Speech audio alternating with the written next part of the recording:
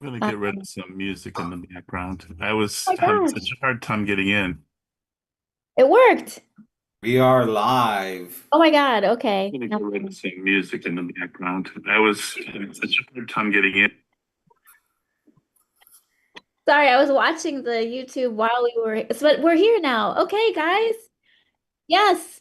Hello. We should, Okay, so I so should, congratulations, everybody. thank you. Thank you. Let me just say that before I have to get off this call in less than half an hour. Mwah. All right. I guess I should, oh, Besserat is here. Oh my gosh, that's so exciting. Hey, hi. Hi everyone. Hi. Oh, this is very exciting. Now we can have a not just a dialogue, whatever, how many people we have here. Oh, so cool. Thank you so much for having me. Well, I feel like we can learn a lot from you. So, Oh, trust me, it goes both ways. I promise you. I promise you that. Sounds wow. about right for the way these things work. Yeah. Excellent. So I figure, we are now live, right? So maybe we should start with like a little introductory statement, right? Here Okay. we are, right, at the official Kids Comics Unite crowdfunding campaign wrap party, right? Celebrating not just Let's Go, the Kids Comics Studio anthology, but Carry On, an anthology. Oh, I'm forgetting the exact subtitle for your anthology, Besserat. It's such a pleasure to have you here and to meet you in person. So maybe we could start with you letting everyone else know about your campaign's proper title rather than leaving it to me Yeah. to get it incorrect. No, no, it's all good. It's all good. Hello everybody. My name is Besserat Debebe. I am the editor and the I also have a story in Carry On Anthology. It's an African folklore and sci-fi anthology. We have about 10 different stories from over 24 creators from Ethiopia, Nigeria, Zimbabwe, Kenya, Congo, and these are really like exceptional, talented creators. They've worked with some of the big names, Disney, Marvel, and I'm very happy to be bringing their stories alive through this anthology. And yeah, we've been doing. This is the second time we've done an African folklore anthology. We've done the last one we did was in 20 at the end of 2023, I believe. And so I'm so happy with the response so far, and that so many people came back for this new installment. So, um, but yeah, that's a little bit about me and our project. So I'll give you guys the floor. Can I just jump in? Oh, wait a minute. Patrick, you're muted. Okay. Besserat, I have so many questions for you. And I feel like if it's okay, I just want to learn a little bit more about your background. Um, can you tell us a little bit about how you came to do these anthologies in the first place? Yeah, I'll be happy to. So, I grew up in Ethiopia, East Africa, and then so when there we grew up with a lot of imported animated stories, right? So I grew up on many Disney stories or movies or Marvel movies, and the X-Men 92s and the Superman like VHS cassettes and all that stuff. But one thing I didn't know until I came to the States was that a lot of these stories came from comics and graphic novels. Um, we didn't have too much access to the comics and graphic novels back home in Ethiopia. Some folks did, but I never had that access. So, but when I came here, I got into that. I'm huge fan. I used to, and I talk about this a lot. I used to go into libraries and bookstores and just stay there. I couldn't afford them, so I would just go there to just like read as much as I can for that day, get out, and then come back again. And at the time, my one of my favorite stores was Borders. I don't know how many of you, if you remember Borders. Yeah, Borders was so huge for me. And then I got introduced to manga, and that opened a whole new world as well. And so I used comics. Comics helped me a lot with um, my transition here because uh, pop culture was a big, I didn't know how to sort of get my mind wrapped around pop culture when I came here. And because I came around high schoolish, it's very easy to be bullied if you don't know a lot of pop cultural references and things like that. And so comics were a really important gateway for me to sort of build my adaptability to the American culture world here. And so I fell in love with them. Then I think like most creators, you sort of um, I never really said like, oh, I'm gonna create comics. I'm gonna let me go at this like until like after college and after I've settled down a little bit. And with when you're an immigrant, I'm sure most of you may have similar experiences. A lot of the things we prioritize are not art related stuff. It's the three golden majors: engineering, medical, or lawyer. So I became an engineer, and so I graduated as an engineer, and I started working in that field. And then it was later on, sort of after I made sure I was set, my family, my parents were set, that I started like having time to sort of explore, okay, hey, what do I want to do? Like, do I want to just do this for 40 years? And that's when I started reconnecting with comics. And it was huge for me because I felt like I just had neglected this like kid side of me for the longest time. And so I started reading and I started sort of doing a few things here and there. That was like 7 years ago now. And then even then when I did that, I never said, I'm going to be a publisher, I'm going to be this or anything like that. It was more of just like for myself, sort of to reconnect. And then I did my first story, and the response from that is what started to make me say, maybe I should do this. So my first story, it was titled Gem It was like a superhero, like coming of age type story. It was just like one issue. And that got a really strong reaction, especially from folks in my community, the Ethiopian community, the African community, and those in the diaspora. And so that made me say, man, like maybe I should like study a little bit, and maybe I might get, I might not be the best or the greatest, but I might be a little good enough to sort of do something with this. And so I started doing that. That kind of started bubbling and growing, and then I started trying to find community and trying to find other folks, trying to do similar things like me. Um, and I became very passionate about sort of helping like creators in my community that have been trying to do this but haven't had the access or the voice to be amplified. So these anthologies started happening, and the first anthology did so well. I was like, can't believe this is like, you know, it was phenomenal.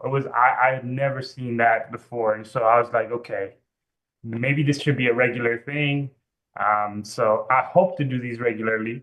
This is our Mhm. second one, and you're seeing again a good response to it. So crossing fingers for a third one, and I'll just take it one at a time.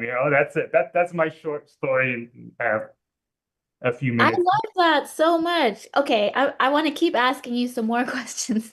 So, can you give a little detail about how you said one of the things you realized you needed to do was you needed to connect with a community of others who were interested in the same things that you were, people, specifically people from African background who are interested in making comics. So, how did you do that? Like, how did you connect with those people? And then when you launched your first Kickstarter and you said it was so successful, um, what did you do with that? Was it basically just tapping into that existing community, or did you go beyond and do more things to kind of reach out? Great questions. So, before I answer, I know Patrick was sort of waving his hand. Patrick, are we okay to continue or? Keep Okay. going. Yeah, I was just gonna say at one point maybe we should introduce the rest of the folks here so you get to know who you're Okay. speaking with.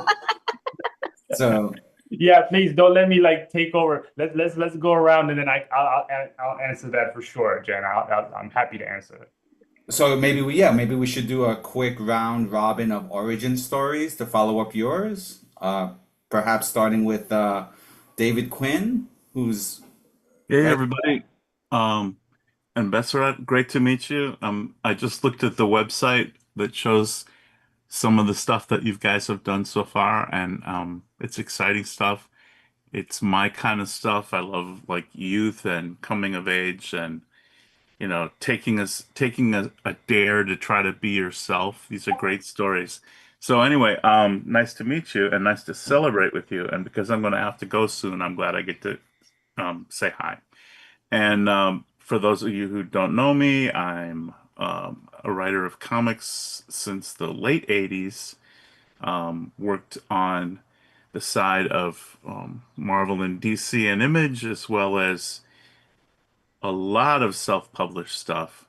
Um, and the things I think, the best known for, I really wish I was the best known for noisy kids books because I really love to write them.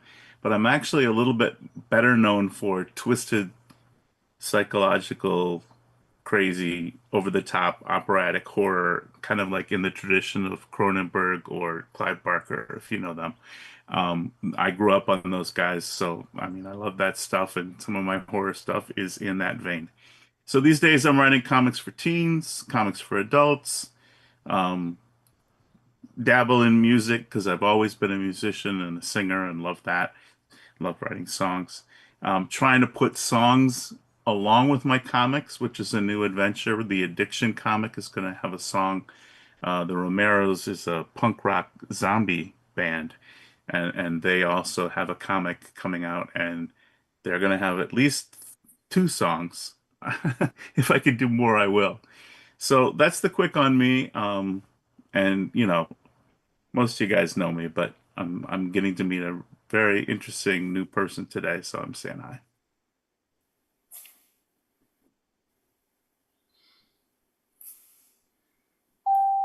Maybe David, you could like lob it over to somebody else here. We'll pass the baton that way. That's great. We should talk to Sarah S. Birthday Cake. Hi. Um, I'm Sarah. The S is because there's always lots of Sarahs. And birthday cake is a reference to um, a story I have in an anthology. And so Jeff's kids have been referring to me and Sarah G as birthday cake and gummy bear instead of S and G. So I really liked that. So I decided to put birthday cake on my tag. Um, Cool, cool new pronoun. Two new pronouns. exactly, birthday cake. I'll take it.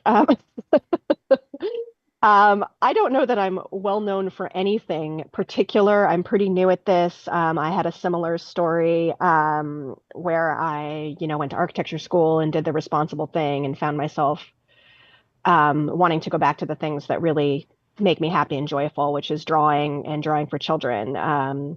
And I ended up in graphic novels because I had a picture book manuscript that would not squish down into a picture book, and someone told me I needed to go learn how to make it a graphic novel. So several years later, here I am. I am obsessed. Um, I've self-published with Marie, another person in the group. We've done 3 short comics, self-published, 32-page children's mysteries, which we kickstarted successfully last year. Um, I am doing a web comic about being a disabled parent, which I think thanks to Jana putting into the newsletter had something like 400 views last week, which blew my mind a little bit. I'm a little terrified. I just started doing it for me, and now all of a sudden there's people reading this thing. So, uh, so I'm doing that.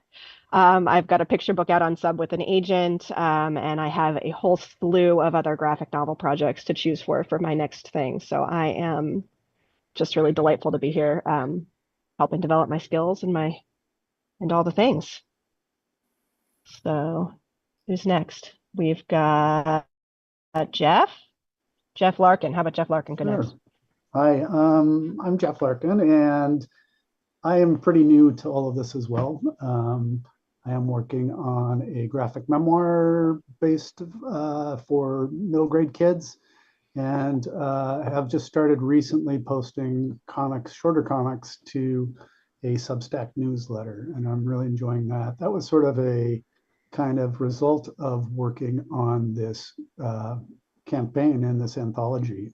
So it's really nice to be able to do short things that you can get finished while you're working on a longer piece. So I've really been enjoying that. And my function in the anthology was I was a member of the publishing committee, but also was the leader of the editorial committee.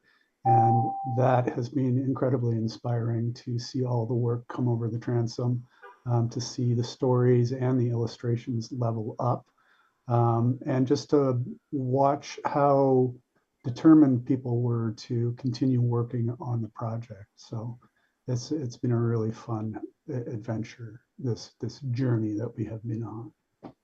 So I will pass it over to Patrick Lugo. I'll be brief because I have a tendency to be long-winded. My first comics were published by an indie comic publisher in the 90s, right, while I was still in art school. But I left that to move to California and become art director for Kung Fu Magazine for a few decades. So that's where I've got the bulk of my publishing experience. I had a comic strip in the back page of that magazine for a number of years, and that ended up becoming my 2-volume graphic novel series that I've been producing. First one came out in 2022. Second one came out like just last summer. That's A Tiger's Tale, right? It's what is it? It's like the Jungle Book meets Enter the Dragon, I guess we can say. And then I've just been in a slew of other. I've been just running around doing a bunch of other projects. Also, that coming out this year is a graphic novel that is also a rock opera. So it's a graphic novel that is accompanied by 2 vinyl records, or you can get it in CD or download. So that was a lot of fun and experimental because the script was the lyrics, the dialogue was the lyrics, and it was like making little miniature music videos. Beyond that, I'll be in 2 anthologies this year, right? One published by Ohio State Press, so that's kind of like, it's nice to have the university press supporting some of my comics work. And then the other one is my collaboration with David, which is a very loud but wordless short comic in our anthology here. Let's go. So we have a certain individual who's off camera, so I don't know if he wants to come on camera to introduce himself. Meet Jeff Wagner.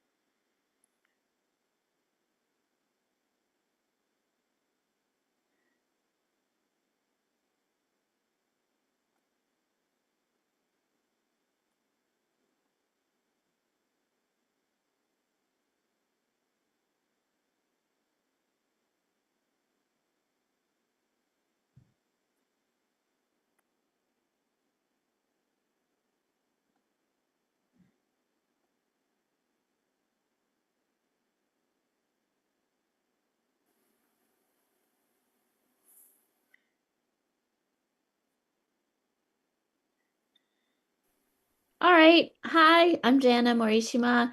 I am the founder of Kids Comics Unite, and I have been working in comics for a long time, I guess since like 2002 or 2003 or something like that.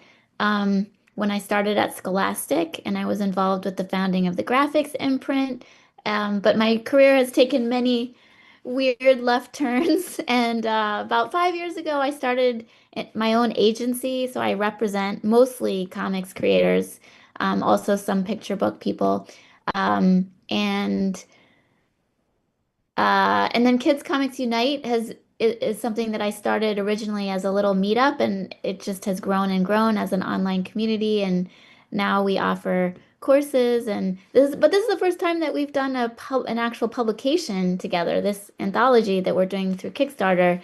So I'm really excited about it. I just published on our blog today an article about how I feel like there's kind of like a business model problem in the comics industry, and Kickstarter is a way to address that specific business problem, which is that comics are so labor intensive and so expensive. So but anyway, getting ahead of myself because Besserat, I'm so excited to talk to people who are doing innovative things in publishing, and I'm really a fan of what you are doing. So anyway, you can continue now. Yeah, no, this wow, thank you so much, everybody. What a wonderful crew. Oh my goodness. I always feel like a little bit of an imposter, even though I've been here for, I don't know, 7 years or whatnot. The feeling never, I don't know, quite doesn't go away. I don't know why. There's always that tiny feeling of you haven't been doing art or writing like all of these other great folks. But anyway, I'm so happy to hear everybody's experience. Thank you for sharing. So let me answer the questions you asked me. So I think you asked me two questions. The first one, if I remember correctly, I noted them down, is building Mhm. with the artistic or creative community. How did I do that? So I'll preface it with saying I am nowhere near what you have done with the kids comics community. You have like what you're doing now is like my dream. Like you have such the way you have built the kids community is what I want to be at. Now, with that said, I would say so from my like what has worked so in Ethiopia and in various different African kind of countries, the biggest way people sort of build community and engage are through these group chats and like Telegram and WhatsApp and sort of these very small community groups where you're so actively kind of like whether it's texting and things like that. So that has been one of the primary ways. And then the other part of it is in-person events lead to the online engagement. And so, you sort of have that combo of things where you help and you do these activities together, sort of do meetups together and stay engaged together. Mhm. Now, obviously, like I can't do in-person events with everybody that is like across different countries. That's very tough. But we do have these sort of touch points online and things like that that we have constantly kept in touch with. And I just try to, you know, I remember when I first like started doing this, like really wanting some help and guidance from folks that were doing something similar. Um, and so I always do my own proactive, like when I see somebody like doing something cool, or if I just reach out and be like, hey, wow, I really love what you're doing. If you ever want to just kind of get in touch or whatever, we have this group, or just let me know and things like that. So I try to be as engaged as possible with upcoming creators. And Mhm. then I also find that, and um, I remember in the earlier days, reaching out to some creators that I really wanted to sort of like, hey, I would love to be like mentored and all these different relationships, but they never had the chance to get back to me and things like that.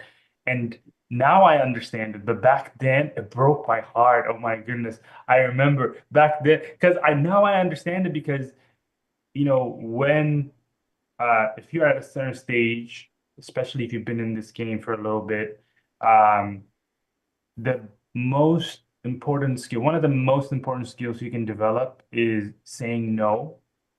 And now I respect it. Like I really, I understand what they're doing, and they weren't trying to be like, mean or rude or whatever, or standoffish to me, but sort of protecting your sort of boundaries is so important because it's very easy to be unfocused. It's Mhm. already hard to make a sustainable kind of career on this. And so um, that was why they were doing it. So now I understand it. And so, but I still try to just be like, hey, even if I can't like engage with you, I just want to say, hey, listen, I saw your message. I can't do anything right now, but I just wanted you to know this and that. And Mhm. so just do these small things to build community and then, help creators. But I promise you, I'm nowhere near as organized and as effective as what you're doing with the kids community. And so that's my first answer. Mhm. I'll pause there if you have any questions. I know I tend to go on a lot sometimes. No, actually, it's really interesting that you mentioned Telegram and WhatsApp because I do think that my impression is that those platforms are like very, very big in many parts of the world. Not as much in the United States, but yeah. Yeah, huge. Like that's because there's also an added advantage of like especially like channels like Telegram.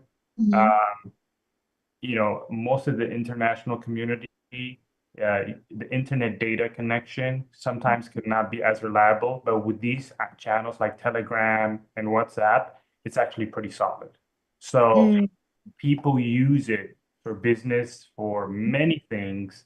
Hmm. And so those are the areas that I have found to be helpful. Hmm. Yeah. Okay. And then the next part you asked me about was the Yep. Kickstarter, right? Hmm. So let me, I think earlier, so what I meant by the first anthology did so well, that wasn't the first Kickstarter ever that we did, right? It was, I think, maybe like the eighth Kickstarter or something like that. But it was the first Kickstarter that was like 60K raised. Like I have Hmm. never had a Kickstarter that went that well before that. It was just like I had some good Kickstarter campaigns for our individual work that I've done, specific stories and books. But that Kickstarter was like it just broke us into this different tier, which Hmm. I wasn't even ready. Like I wasn't used to it. And so um but I'm very thankful for it. And I think it was, a lot of it had to do, I think, because of one is, some of the backers from the previous campaign coming in and giving us a boost. And then the other was we had some really, like we had Sanford Green from Bitter Roots. We had um, Kwame Balia from the Tristram Strong series. We had a few people who can like really like make some noise, and so just having them be part of it in one way or another, I think also helped a lot. Hmm. Um, and so, but that was why I think that anthology Kickstarter was like it was a breakout, and so I even like doubted like when this one we launched, I said there's no way like we would even come close to that. Like I don't think that may be a fluke, So I'm so happy to see that we've had a very strong response on this one as well. Even though we don't have like those same caliber folks, we still have really really talented folks on this one as well. Hmm. Um, and we ran even a shorter campaign on this one. The last one was like 24 days. This one we're running a 17-day campaign. And so I'm really happy with the way it's gone. But yeah, if you have more questions, I'm happy to answer. So just let me know. Oh, I just love that. Okay, I feel like I monopolized with some question asking, so I want other people to ask questions of each other.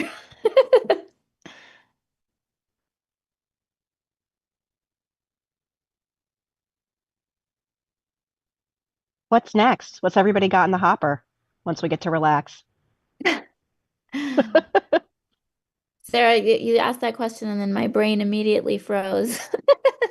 I have Panic, to, panic. You don't have to answer. You could also say I'm taking a break because I have no idea because we've been working so hard on this nonsense. I, That's what I should be doing. I have to clean out my garage, clean out my basement, reseed my lawn. What else? I have to build a chicken coop. That's my next one. Well, I mean, actually, to be honest, I do have an exciting thing coming up, which is that on Monday and Tuesday, June 1st and June 2nd, I am doing a retreat with Lisa, Jade, and Bailey, who are the three team members who helped me with Kids Comics Unite.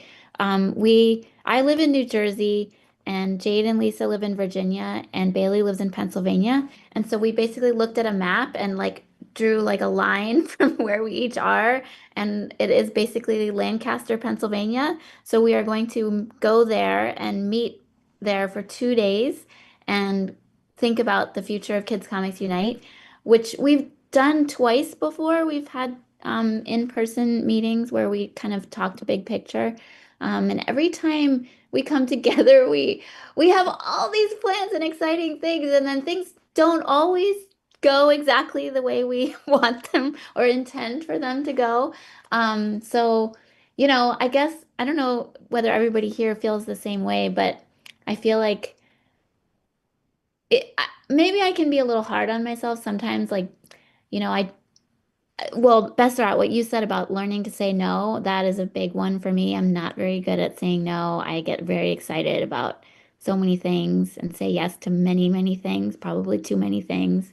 Um, but I do. I actually, okay, I'm going to say that I was talking to my daughter the other day, and she was complaining about some stuff in her life about feeling frustrated or stuck with certain things. And I said, well, but if you look at where you were 4 years ago, could you have done what you're doing right now 4 years ago? And she said, oh, absolutely not. Not even close.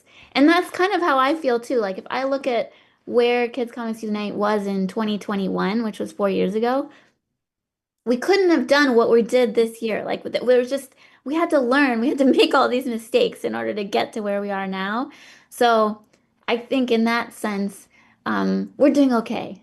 I'm like talking to myself here. I think you're doing great. I I know agree. I would not be where I am if you had not said the yeses to running the classes. I mean, I think the intensives um, were a huge turning point for me as far as seeing that I could make it in this career if I learned certain things. Mhm. So for me, you are making a difference and you are doing something real and big. So thank you for saying yes to those things. Agreed. I mean, I don't think I think I've said it multiple times how much how significant being a part of Kids Comics Unite has been towards me what is it, surviving the extinction of magazine publishing, so and not having to be a greeter at Walmart just yet. So but to answer the question about the future, I was just doing some math, and it looks like I have about 127 days to prepare a Halloween themed Kickstarter for a Halloween themed comic. I think I have on the drawing table. So yeah, not quite volume three of A Tiger's Tale, but it fits right in so nicely that I think it'll make a fun project. So yeah, the clock's ticking. Get to work, Patrick. What are you doing hanging out online with us instead of making your comic? How dare. I I know. Well, I mean, it's right there on the other screen, but All right, all right, all right.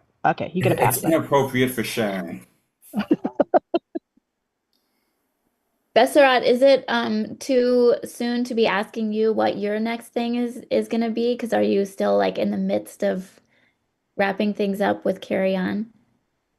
No, no, I'm happy to answer it. So right now, there are a few projects I actually, Carry On wasn't supposed to be the book we launched this year. We had to move it up.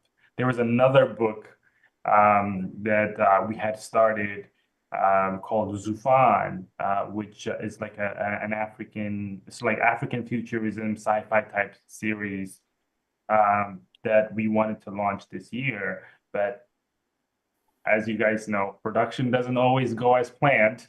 And so we instead moved up Carry On. And so probably get back to that. There's also this one new project, speaking of Halloween, that I'm really excited about as kind of a Monster Hunter type lore based on like Zimbabwe folklore or Southern African folklore. It's by somebody, it's not by me, it's by Bill Masuku, amazing creator from Zimbabwe. He is actually on this anthology, and I'm excited, very, very excited to see if we can make that launch successful. It's going to be a new territory for us. I'm a little nervous about it because most of the work that we've done so far has been tailored to either middle school or like, ages 9 to 14-ish. This one is going to be teens and up. So like it's going to be a little bit more mature than what we've done.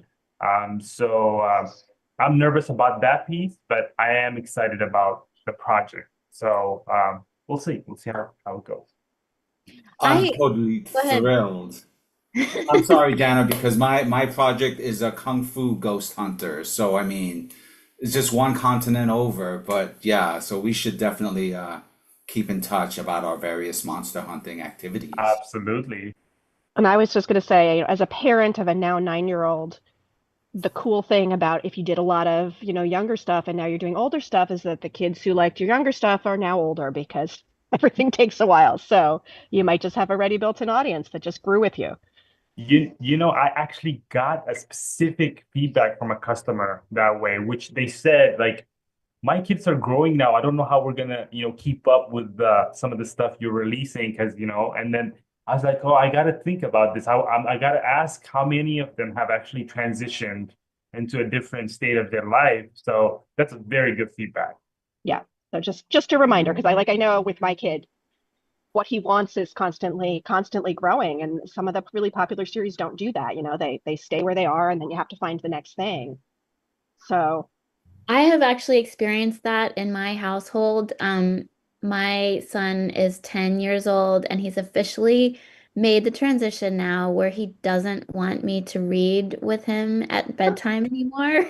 Now he is reading to himself, which is amazing. It's fantastic. I'm so excited. But he doesn't want me to be sitting there with him, reading with him anymore, which is, oh, so oh, sad. my heart, it's coming for me. No, My heart. it's so sad. Yeah, and now he's reading all these manga that I don't know what they're about. I don't know anything about what he's reading. So yeah. So Besserat, okay, another question for you. Do you have your own shop? Like what happens after you kickstart your projects? Do they live on in a website or what do you do with them? Yes. So we have our website, and then we do events. I've been trying to do Ingram Spark, or sort of Mhm. transition sort of to the next phase type. But primarily the next phase is usually direct to e-commerce and events, and kind of the cycle continues. With the Ingram Spark, I'm still a little new to that element. And so I'm not like, because we've been very specifically focused on doing only hard covers. Mhm. And so with Ingram Spark being introduced, I want to learn how to do maybe trades Mhm. on that, just a different format. And if anybody's interested into hardcovers, then to just come direct to our website, sort of kind of have a differentiating factor there. Mhm. But that's what we've been doing so far. It's worked well. I think the biggest reason I want to try the Ingram Spark type distribution though is because I want to get into libraries and Mhm. schools. Like that's the huge thing I really, really want. And we've Mhm. been getting in there, but Mhm. it's mainly out of the persistence of teachers and and librarians who want it so bad that they're like ordering and Mhm. coming to us. Like it's because of that that we've been getting. It's not because of the official sort of channels, people are ordering and things like that. We're in OneDrive, where for digital access and stuff, but we're not in the like physical print distribution channel. And I really, really want to get into that. So that's been one of my big goals this year. If we can do that, I'll be very happy. Yeah. What do But you guys do? oh, well, we are planning to upload our book once it's the Kickstarter has wrapped up to upload it for Ingram Spark and KDP so that it is available for online purchase. Honestly, it's not a big focus or priority, I don't think. It's just that we want it to be available because once we sell out or once we have, you know, distributed all the copies that we print from the Kickstarter campaign, there won't be any left unless we have it available through print on demand. So that's why we're doing it, basically for that purpose. Yeah. But I think what you said makes complete sense. And okay, one other follow-up question on what you were talking about. So do you have a mailing list then? Do you have customers who are buying from you direct and then you're building up your mailing list? Always, always. That's the lifeblood of Yeah. any comics publisher. Like, there's no way to sustain a career without that. At least that's been my experience of it. So yeah, we have that, and we always try to constantly help grow that. How often do you send your newsletter? I used to send a lot more frequently. I do it once a month now. I Mhm. would like to do it even more frequently, um, especially with just like valuable content, right? It's Mhm. not Mhm. always sales. Like you do a good job, by the way. I get your newsletters, very helpful.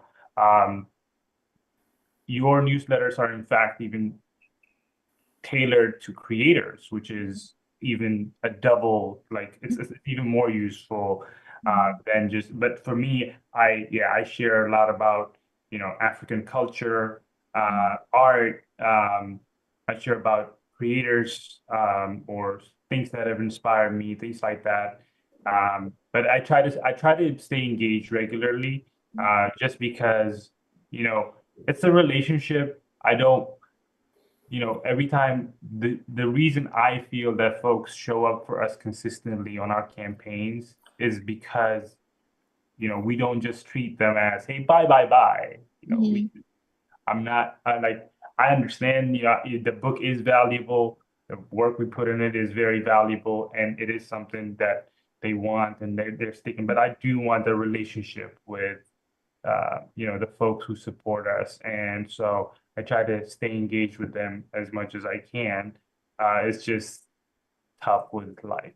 Right, yeah. Yeah, I understand. But I think what you're doing is oh my gosh, it just warms the cockles of my heart.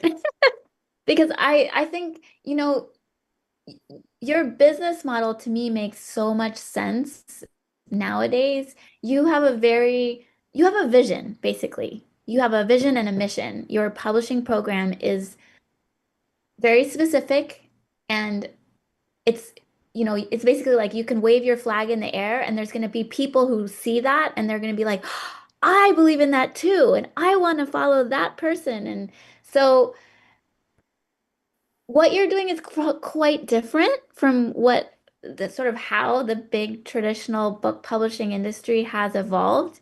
I think most publishers send out newsletters nowadays, but they're kind of glorified sales catalogs, I would say. You know, they're basically like, here's the books we have coming in spring, title number one, title number two, title number three. Um, and I just don't think that's very inspiring. And why are we in the book industry? I think most people who work in the book industry work in it because it's meaningful. And what we want to connect with people who also see meaning in what we're doing. Um, so I really think you're at the vanguard of where the future of publishing needs to go. Oh man, that's a very kind thing to say. I'll tell you. I mean, as much as I like, as much as I am so happy to do, this sort of approach, I do fear most of the times that am I becoming such a strong like face or brand of the company that I can never step away from it to let other people, put their voice in it, shine in it. And I try to be very vigilant about that, especially these days. When it was earlier, I used to just always just be like okay with that because I didn't even have any name or what anything like that, right? So I used to just be like, hey, yeah, this me, I Mhm. say this, that. But now I think a lot more about, okay, if I, you know, if I was sick or if somebody new had to, I wanted somebody new to come in, introduce their work and things like that and engage with the audience that we have I set it up in that way? Mhm. And the answer is no. I mean, to be transparent, it's not at this stage. I don't think it is. I'm working to that. I'm working to that very diligently, and I think you will get there soon. Um, and I think that I feel like most creators should. I nowadays when I give advice to creators, what would I do differently? That's one thing I would do differently. Like it's very important to build the relationships with your customers and with your fans and understand them as much as you can, and at the same time to think about your business as like it must operate without you, like it must be able to operate without you as much as you love doing it. Mhm. Otherwise it's not a business, it's Mhm. not a sustainable thing. It must be able to have your voice or the company or the brand's whatever voice when you're not there. Mhm. It must have that. And what does that look like? What is that like? Are you is the tone of the conversation warm, friendly, or is it formal? And that's what happens, I think, with this progression. What you said earlier about the big companies becoming glorified Mhm. sales kind of emails. This is where I feel like they fail because as they transition, instead of like keeping that original sort of voice that they had that was very personal, Mhm. they make it into this template version of just send this kind of thing out, right? And Mhm. then that sort of disconnects the reader and makes it transactional. It becomes like, Mhm. oh, okay, Yeah. Mhm.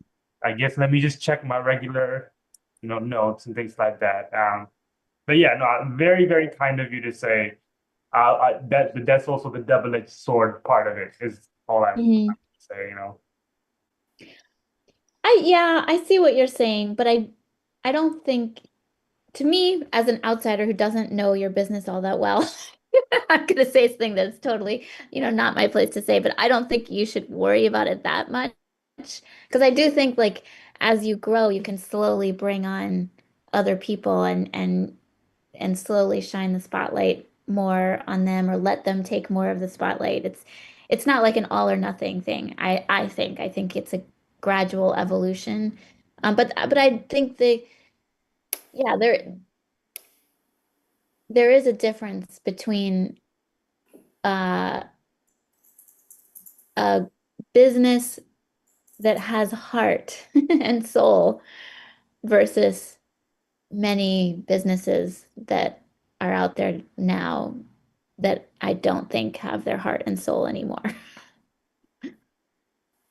Well, I found what you had to say rather profound, Besserat, for other related conversations. So the timing is heavy duty, but I mean it's applicable broadly, but also like, were you listening in on what I was talking, about the other day?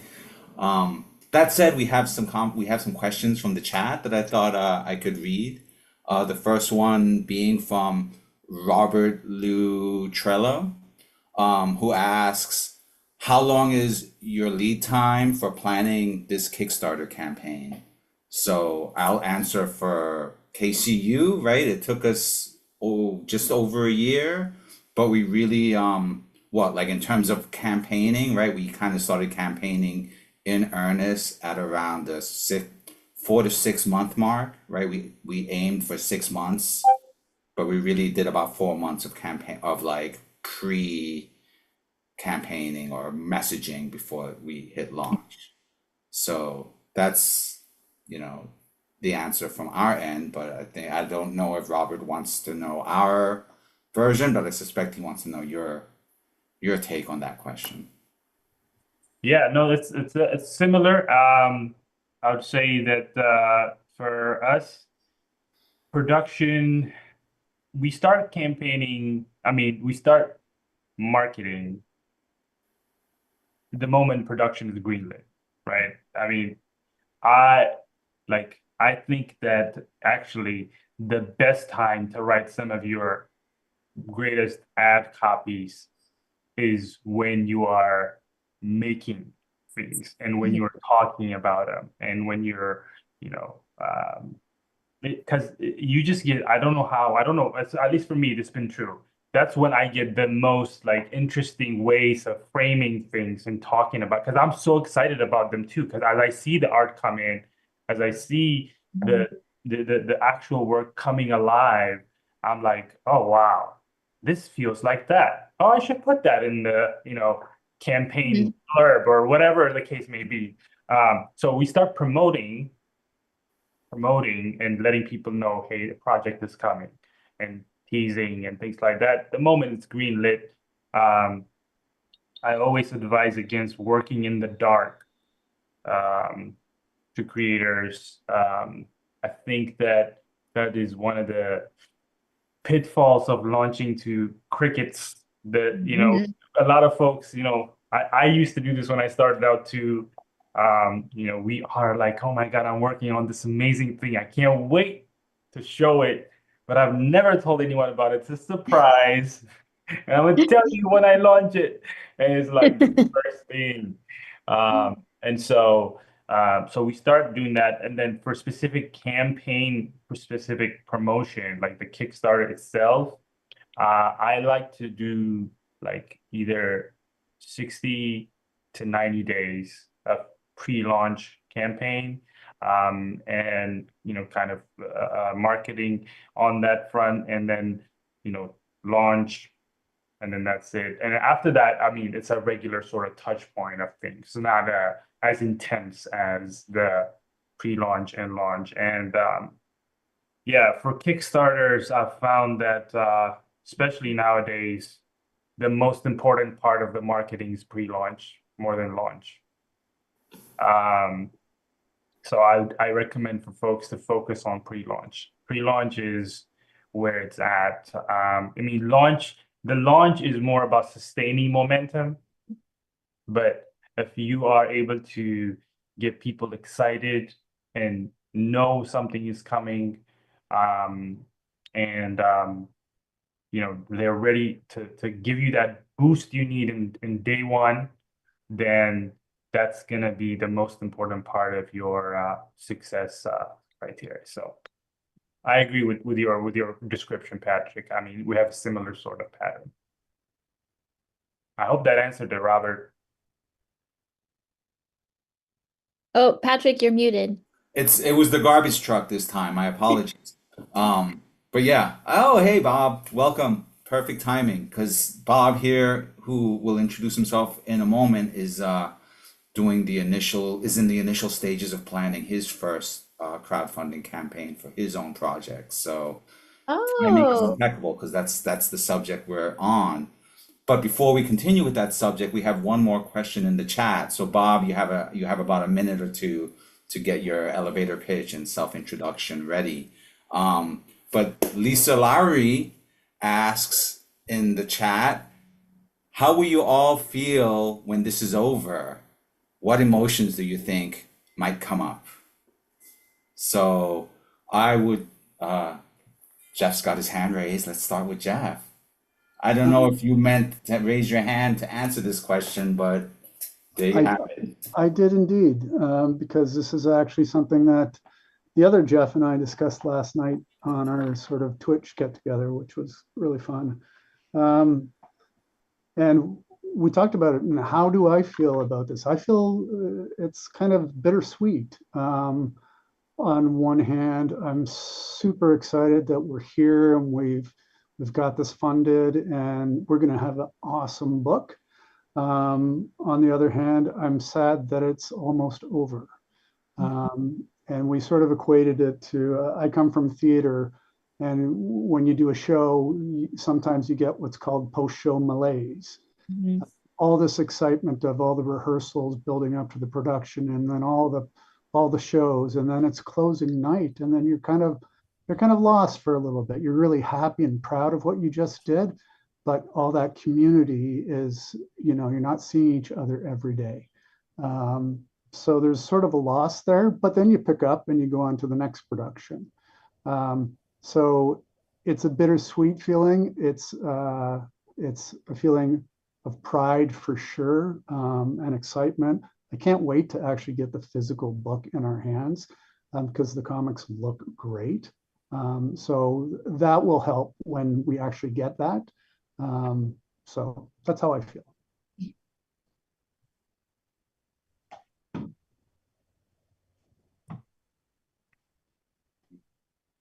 Oh, Patrick, you're muted again.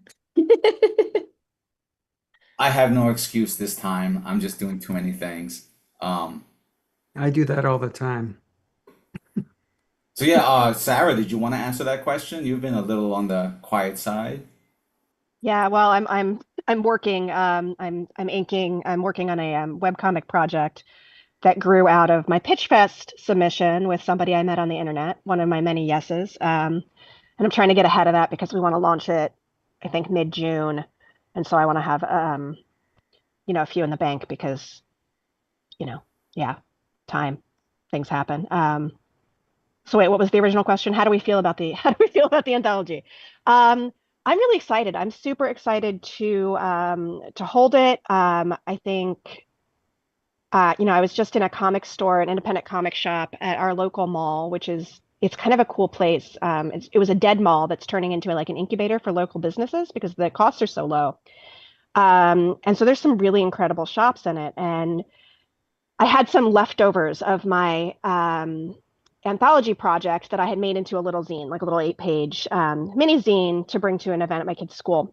And so I decided I was going to put them in my pocket and try to be bold and walk into the comic shop. And I ended up getting into a great conversation with the woman who's working there. She was like delighted to put my zines out, free comics. Everybody gets happy. And she also said they do consignment. So she was really excited for me to bring books in when we have them published. So I'm excited to start doing some of that, just started to really network into the actual local business and selling side and see a little more about what that looks like, because that's the dream, right? I've always dreamed about having books in stores, and I guess that's coming up. So that's where I'm putting my good vibes. Sarah, where do you live again? Portland, Oregon. Oh, okay. That using a dead mall to become an incubator is such a cool thing. I wish It's there such a was. Portland thing. And like, we don't know, I'm sure it's owned by a developer and like something bad will happen eventually. But right now, there's so many cool things coming in. So we're just kind of, crossing our fingers that they all do well. There's no Old Navy anymore, it's a Mhm. Pokemon card store, etc. Yay. So, so that's really fun. Sarah, do you usually attend Comic-Cons or conventions? I went to the big one last year for the first time. And I've been to Rose City before. I'm trying to do a kids event at the Rose City Comic Con this year, so hopefully I will be there as a participant. And yeah, That's great. starting to do it. I hope you'll have some copies of Let's Go by then. That would be Yeah, I hope they will. It's in September.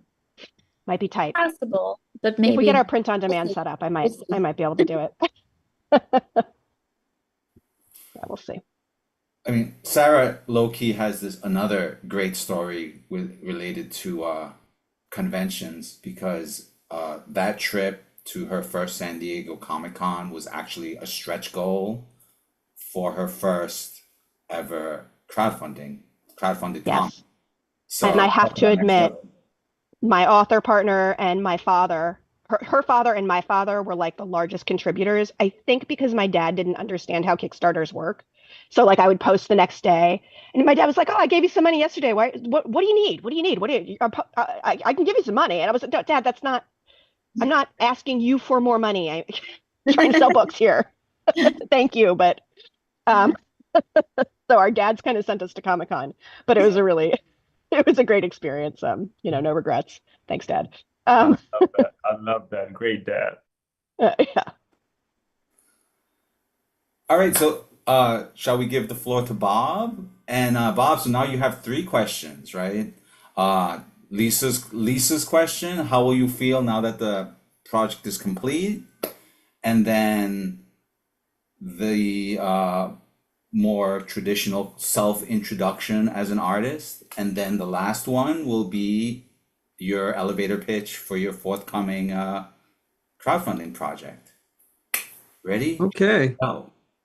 Okay, let's see if I can keep them in order. I think that's important. How do I feel about the anthology ending? Um, I've been a designer for a long time with companies. I worked on big projects, and in the beginning of my career, I did feel that end of the push project. But to be honest, I wasn't really hands-on with this anthology. I wanted to be a cheerleader, and I was on the sidelines cheering and doing the best I can to just be that. But I pretty much did my story quickly and fast, and it got it out there really quickly. But so um, unfortunately, I could have been more of a member of the anthology, more of a part of the making of, but I was more of a contributor and sort of on the sidelines. Is that okay? So, but I am very excited to get something printed finally and something original that I have and with my style. And I wasn't precious when I did it. I got rid of my perfectionist syndrome, and I just decided I'm just going to make this as quickly as possible. And that's what I did. And Bob, I I really just, think it worked for you. I love the style of your comic and the anthology. I think it's just like it's really energetic and fun to read. oh, thank you, Sarah. It's nice to see you, Sarah. I always Yeah, see you you. too. And there's someone to do, I'm going to not say it correctly, Don't worry. Bezerat. Yes, that's right. That's all I'll right. just pronounce it Bezerat and That's hope it's I okay. get Don't worry. close. It's close. It's close enough. Yeah, no, no. I actually have a Kickstarter that's also going on, Carry On Anthology, and so that's why I'm here. I've been a part of the kids comics community for a little while, but this is like the first time I'm like really getting to talk to folks and meet people. So this is exciting. I did have a Yeah. question for you, Bob. What would make you feel more of not just a contributor, but more of somebody who is felt like, oh, I'm engaged, in the next anthology or in the future? What would have made you feel that way? I'm very curious to hear. What would have made you feel like, oh, I'm more of a contributor. I feel, I, to be honest, I do feel engaged. I am okay. excited about this anthology. I've been talking about it whenever I meet people and I'm online and stuff. So I, I just play things down a little. I do feel totally excited about this anthology. And then I went to meetings. I saw the unveiling of the cover, and I was like, blown away. And I'm like, wow, this is a real thing. And I'm excited. I'm on the soapbox of let's get all this like Kickstarter, hab drab, dystopian, vigilante stuff that I always see. And it's just this like, it's just filtering. We need more middle grade stories. We need more of a presence for kids on Kickstarter. So that's my little squeak of a animal crying in the wilderness. But I'm Bob Tebow. I'm a designer. I've been designing my whole life, an illustrator, and yeah, I just never built my writing chops, and I only started to do that in 2017. And it was a ego-crushing journey from there to where I am now. And I am going to have a Kickstarter this year, and I am almost done with my first issue of a long series. And and I like a hero's journey. I like an adventure story. So it's basically my main character has pretty fantastic parents, supernatural, and she just discovers this, and she needs to step up to the plate to see if she wants to be part of her family's legacy. And that's what I like because when I was a kid, you always fantasize of being from an ordinary town, and then you find out something fantastic is happening, and then you just get swept up into it. So it's one of those kinds of stories. And and that was my pitch. So I think I did my intro and my pitch. How did I do? Feedback is welcome. Bob, I think your New England background comes through in your modest depiction of yourself. Oh, really? I don't show hubris. I thought that's what my main character. I thought, yeah, okay. But anyway, yeah, okay. Is it coming through again? No, you did a great job. Okay. What's the title of your book? It's. I think Patrick could tell you. Luna Lily? The That's Adventures of right. Luna Lily or just Luna Lily? It's Luna Lily. Are you gonna have a subtitle, right? Would it be something like where each year or whatever Yeah, it's will it's find- the first. Well, I've been writing it for a while, so the first book. It's four installments, four issues for the first book, because it's going to be a graphic novel of 250 something pages when it's done. But I keep adding pages to my first issue. What am I doing?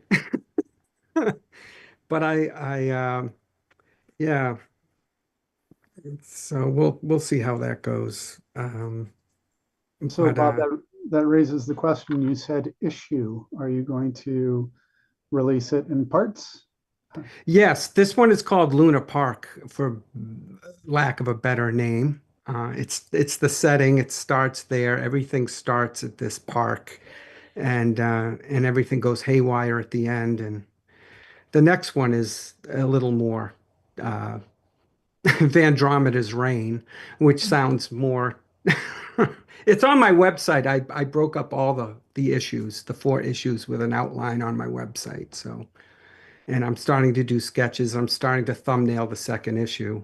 So, and I have an editor. Did you guys know I had an editor? I have Oh, this wonderful friend who has really helped me kill my darlings. And I think that's what you need to do. I had a meeting with Jana too. Jana, I applied a lot of your notes to my story too.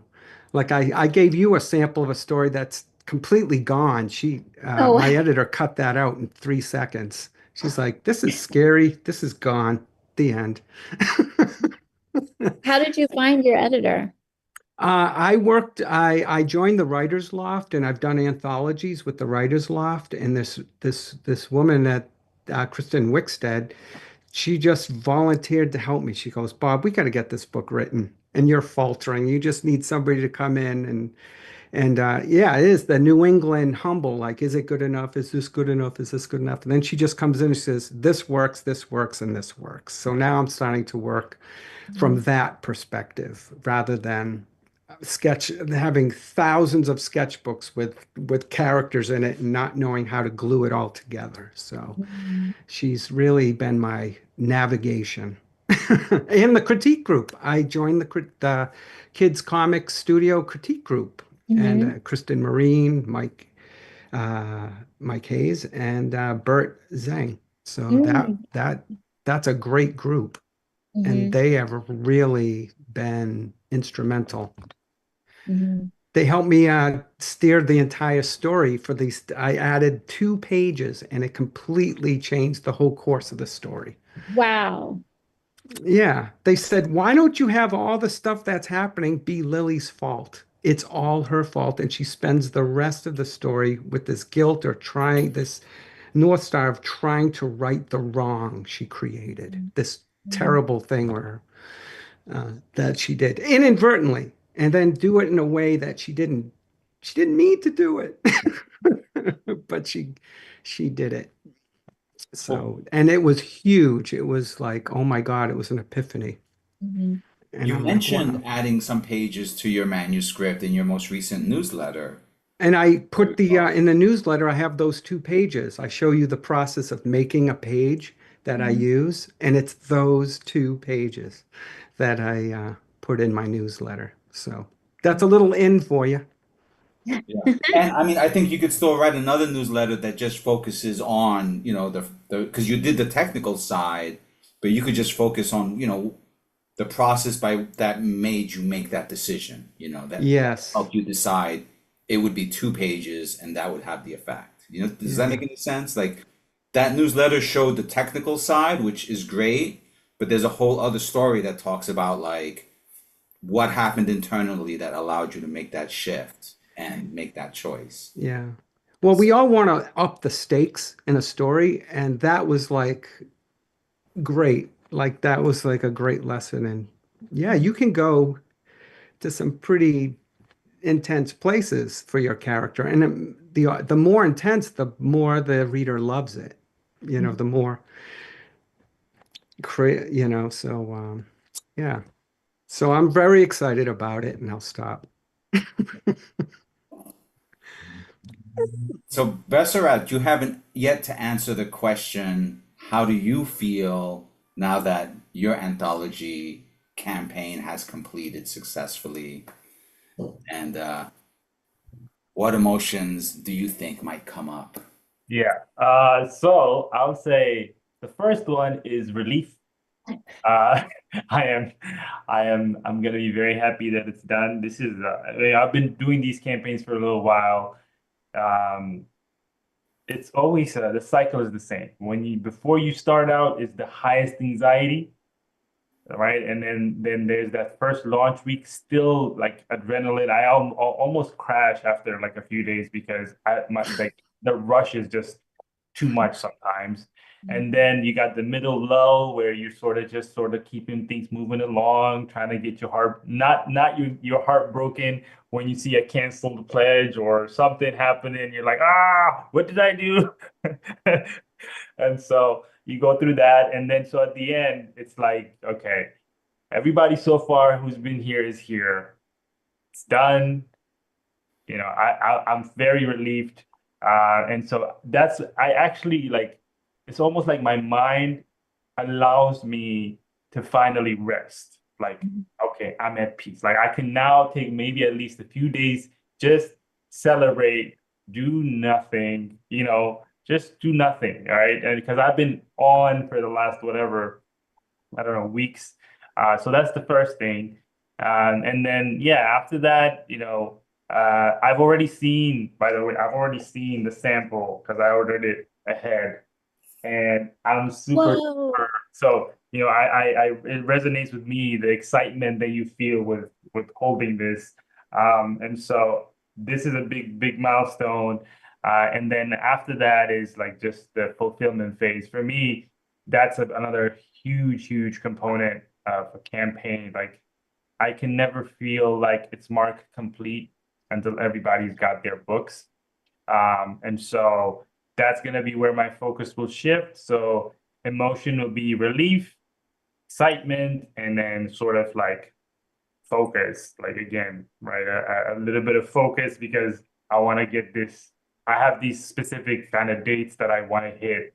And if tariffs don't mess that up, we should have everybody's books in their hands by I think August, September timeframe. So hopefully before our next launch, right? I don't usually like to launch other campaigns before I fulfill one. So that's it. That's the summary of it.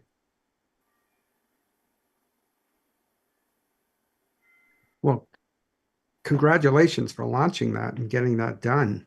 How many pages is it? Just, Thank you. It's 84 pages. yeah. Yeah. I'm at number 50. I just have 16 left, and I'm doing 50 today and 52. That's for the Trying to first get- issue of the Yeah. gotcha. So when do you want to launch it? Well, it looks like it's going to be at the end of the summer. End of summer. Yeah. So August-ish. August. August. And I think, Patrick, you said as you go into August, September, that is a good time to launch, or it really doesn't matter.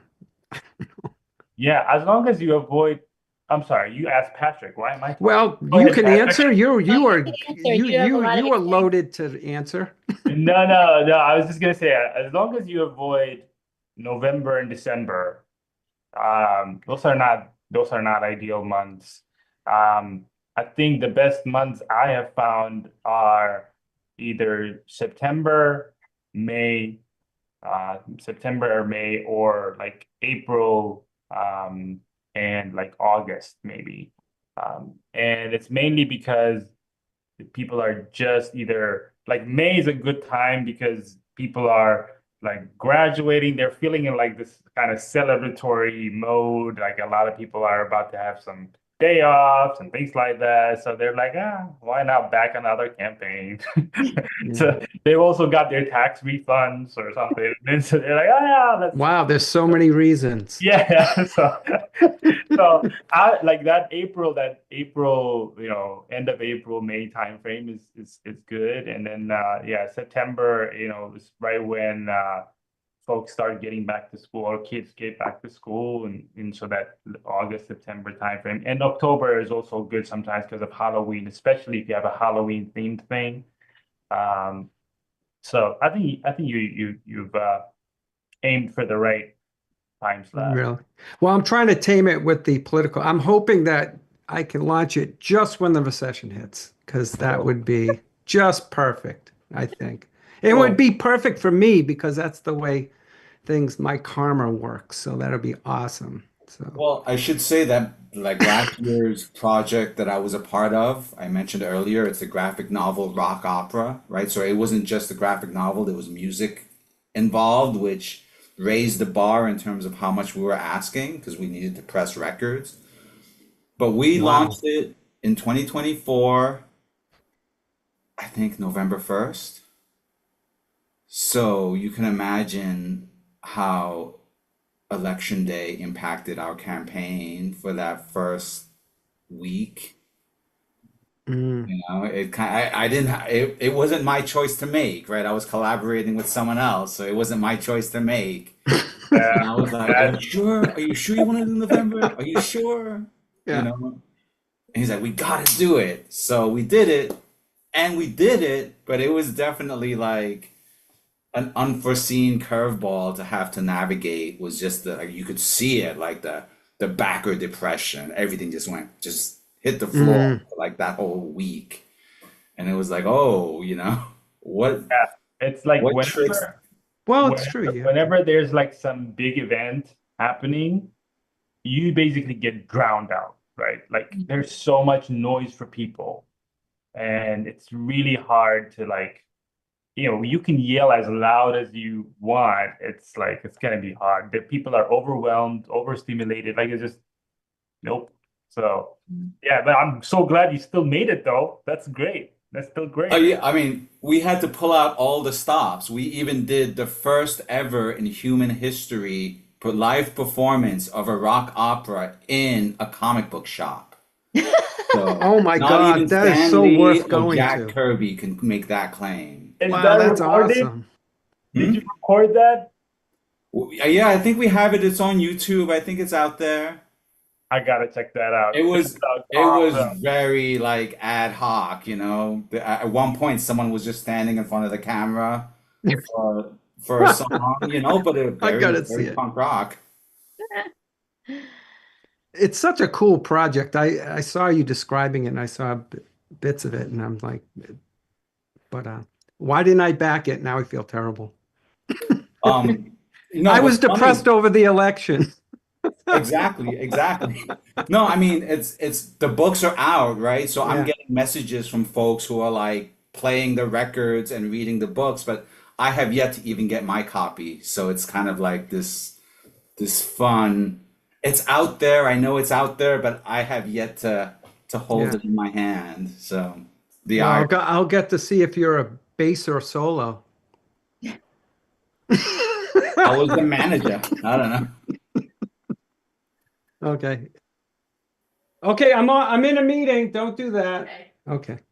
Sorry. Very rock and roll. I have a question for the group, unless there's some questions online that we should be answering. Go right ahead, Besserat. Okay. I'm very curious, what is the like most surprising thing that you know, all felt or experienced or happened while making this anthology? Like something that that was like, whoa, I didn't expect I would either learn this or, you know, what was surprising about putting together an anthology? And for Jenna specifically, I wanted to I was very curious to hear your experience of like you've helped publish so many folks, but now this one is like almost like your baby that you know you're officially like your own publisher. You know, like what is that experience different? Did you find it to be very different or surprising in a different way, or is it like more of the same? But my broader question for the whole team is like, what is the one surprise, right? What is that thing that you are like, oh, in this process, I was very surprised about this part of the work or, you know, all that.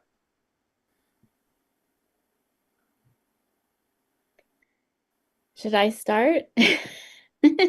Okay. Well, to answer your specific question to me, um, I did deliberately set up this anthology in an unusual way because I I had a theory at the beginning, which again, I'm not really sure what played out the way I thought it would, but I wanted everybody involved in the project to not only work on developing a story, but also to be involved with the actual publishing process so they could learn.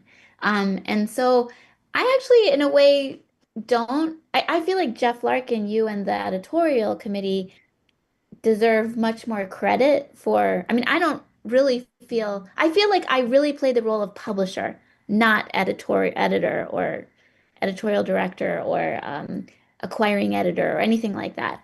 Um, and I think, you know, we had our bumps along the way, but I think in the end, it's all coming together really well. And I hope everybody who's was involved did feel like they learned something through the process.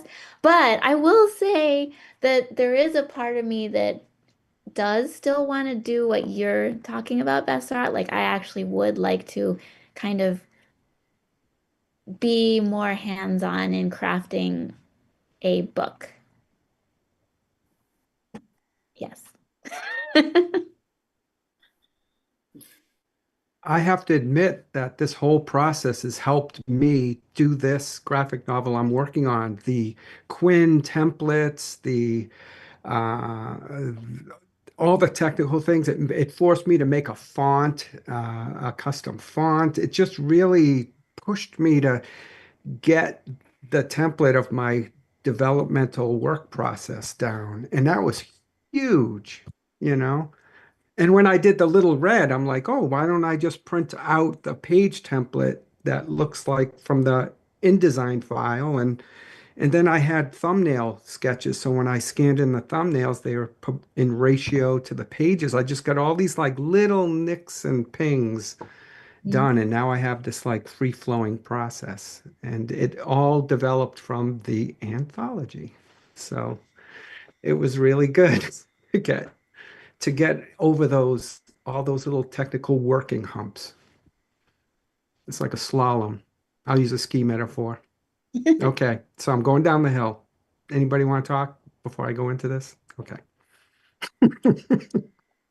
Okay, so I'm going down the hill, and sorry. I'm a dad. I have to fill the silence. But Yeah, it's it true. We it are was on a helpful. live stream, so it's a little bit different than like a meeting where we're all comfortable with like taking those pauses and letting silence have a say.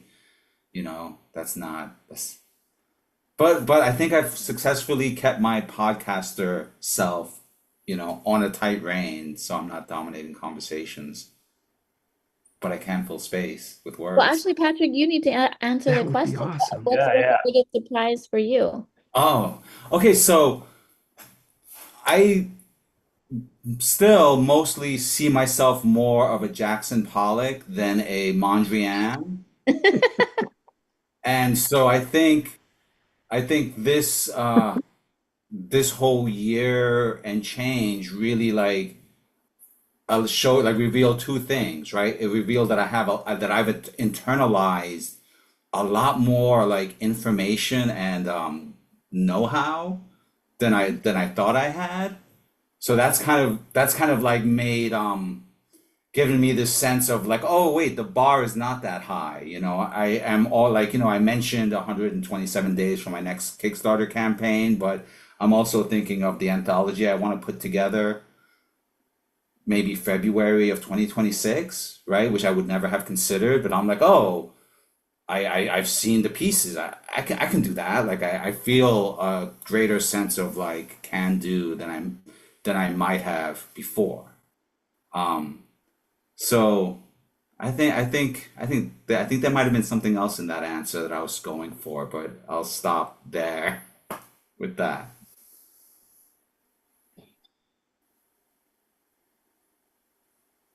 Jeff Wagner? Jeff jumps in for an answer. Unmute my microphone so that the YouTube can hear me as well.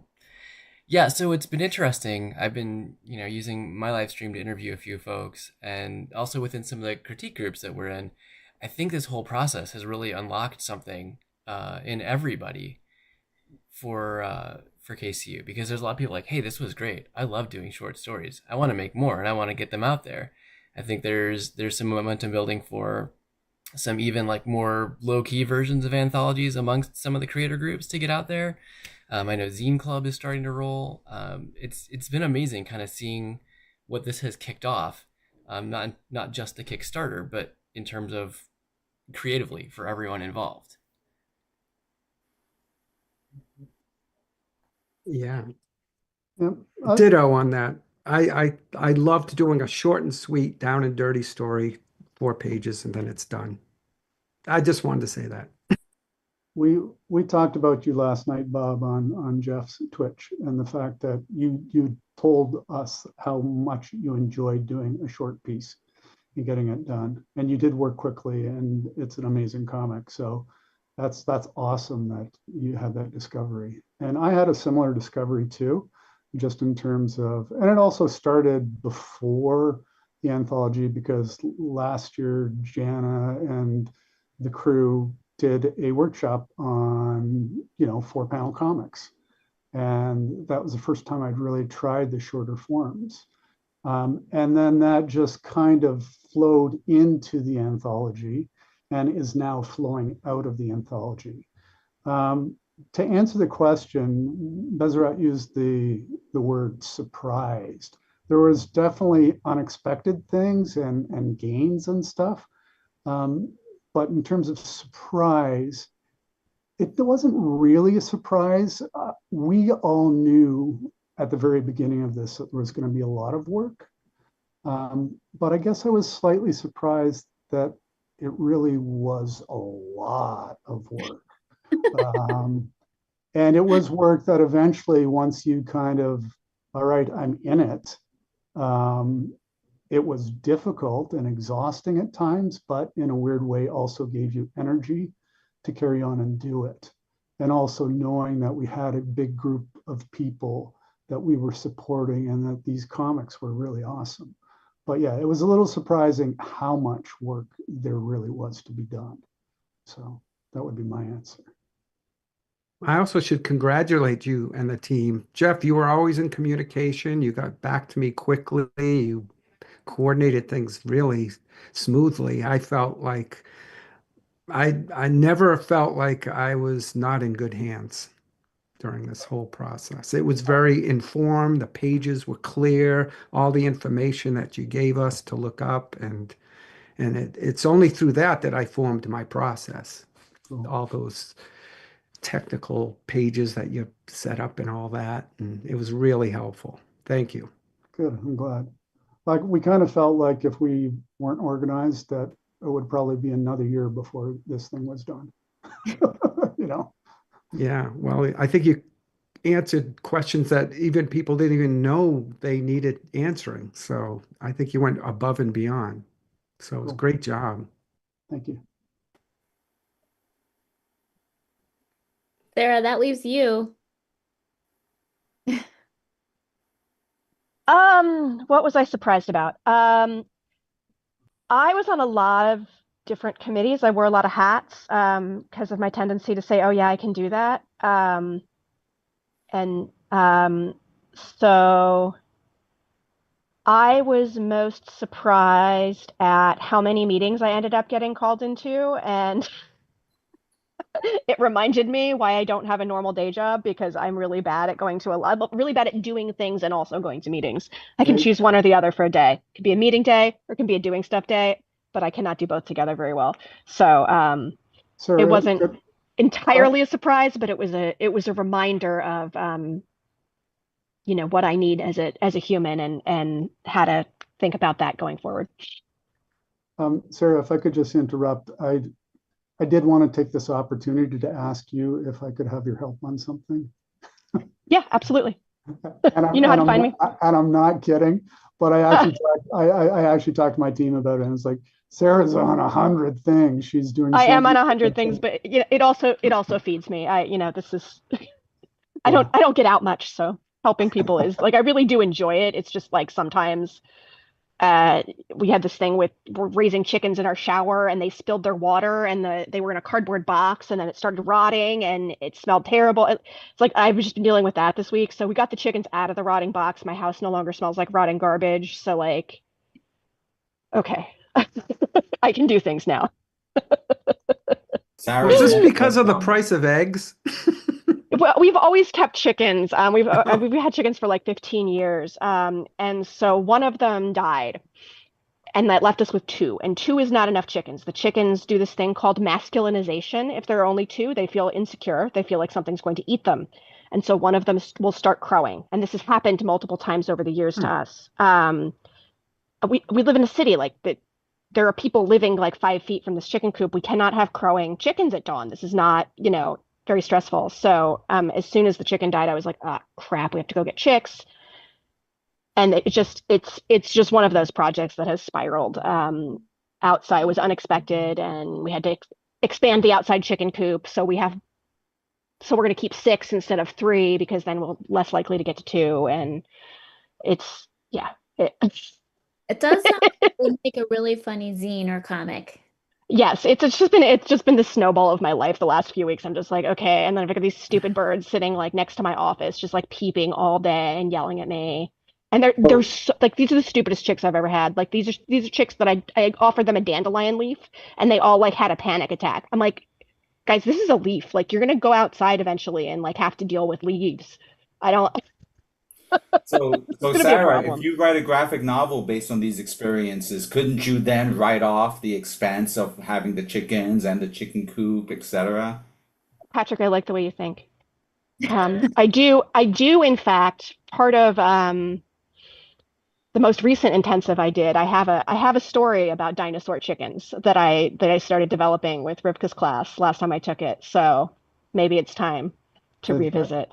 I think you're going to need to buy more chickens, Sarah. No more chickens, Jeff. Buy a Not this dinosaur year. instead. No more Yeah. babies. You should Six write a is book enough. about it. Make a zine about it. I'll make a zine about it. Yeah, maybe I'll do it for Zine Club. Eat Call it crow chicken poop. scratch. That Yeah. this is awesome, yeah, guys. I mean, I'm like, thank you for sharing all of that. I was just gonna say how, you know, yes, anthologies are a lot of work. And but you've all like kind of hit the high points of like why they're awesome too, right? Because, one, you it just sort of forces you to sort of step up kind of all in all dimensions. You're like seeing like, oh wow, like all right, we gotta like do this at this timeline and this deadline. And then from even like a publisher and editorial perspective as well, you're editing small stories, so your craft becomes a lot more tighter, better. And from a publisher perspective, the other part I like about it is it's like you get to show over 10, we do 10 stories. I think you guys have even more. And uh, one of our important processes at the end is asking, our backers or our fans, hey, which was your favorite story? Your top three favorite stories or whatever it was. And it sort of tells us what our customers like. Mhm. And so it's a great way to not only introduce new creators and new stories, but also to learn more about your customers and then double down on the stuff that they're excited about. You can just get to say, oh, you like these three types of stories? Okay, that means that, one, by the way, these creators have more work if you want to check it out. Mhm. And two, it's like, we should do more of these types of stories, and get some more of the stuff that our backers want. And so it just hits so many like good things. You're helping new creators like step up their game. You're helping veteran creators sort of be introduced to new team members. You're, introducing people's work. You're testing out stories. You're just like anthologies are great. I know they're a lot of work, but they're also one of the most rewarding projects. I have personally experienced that, and I want to keep doing them as long as I can, um, or as long as at least they make business sense as well. I can make them for myself, but I don't think a lot of if they don't make business sense, creators might be like, I don't know, they sound like a lot of work. So. Well, I mean, I would say a humongous, massive industry was essentially built on the back of anthologies, which is manga because of Shonen Jump. And Exactly. so, That's the yeah, whole business model. That's it. yeah, it is completely. Yeah. So to me, it makes a lot of sense. Yeah, yeah. So I just the way you guys are like even organized and executing and supporting each other is just awesome to see. Awesome for real. I have a question about anthologies. For the longest time, I was ambivalent towards them. Like I wanted, particularly for comics, right? Like short story anthologies, I loved, but for comics, I just wanted, one story within those pages, right? And I would pick up some anthologies here and there, Flight or whatever, but I was always just like a little ambivalent. And then now, having been this will be my third anthology, right? Like I'm kind of wondering, I'm like toying with this idea of are anthologies more for like the creators and the people creating them than they are for like the readers or the comic fans? So I don't know, maybe. Uh, Go ahead, Jenna, please. Well, I guess I would just say that it kind of depends on the person who's organizing it because, well, Besserat, what you said about how you plan to survey your customers and ask them about which stories were their favorites, that is a very business-minded approach where you are finding out what your customers want. So I think that's valid, and because I come from the business side of publishing, that's probably the approach that I would naturally want to take as well. But then I think there's other anthologies that are more like what you were talking about, Patrick, where it really is a community building project, and it's a community building and also a craft practicing kind of thing, where creators are really doing it just for the love of the of coming together and making something together. So I guess I'm saying I don't think it's one or the other. It just depends on what your guiding principles are as an organization. Yeah, I think I agree with that. I would say, I mean, from a reader perspective, I do think that anthologies are really awesome. Just like Jenna touched on it earlier, the manga industry is is an anthology industry, right? What we call manga magazines, they're anthologies, and people get to see all the different stories, and they get to pick. You know, you're it's like you're giving them options as to, oh, you know what, we like this story. Let's like dive deeper into this story, right? And so I think it's a win-win for both like the readers and the creators, in that you get introduced to new fans and things like that as well. So yeah, I wouldn't say it's like black or white, like it's like, oh, it's more for the creators than the readers. I do think it's a win-win. It makes a lot of sense. It's it makes a lot of sense in many dimensions to me. But yeah, that's a good question. Good question. And I think it's what's going to grow out of the anthology in this new budding Zine club is that I don't I can see a more quick publication with Kids Comics Unite if people want to submit their already done Zines and it's just put together in a series, because now, you know, but Yeah, my critique but was talking about doing I want to do a a Zine. more regular kind of lower key, like, hey, we're going to do some stuff and then we're going to put it together real quick. We're not going to, Mhm. because we've had so much experience doing this big anthology, we like kind of know now what choices we can make and what choices we don't have to make, right? Like, and what Mhm. choices we don't have to crowdsource for many, many meetings because Mhm. they're just going to be fine. Which was a very cool part of our process, is that we just, we really thought deeply and deeply about everything we did. Um, and so now we have a whole slew of people who can kind of say, all right, well, I kind of get why those decisions were made. Let's do it this way. Great, moving on. Um, so I think we're all excited about doing some short stories in a more um, expedited fashion. I think it's going to be really fun.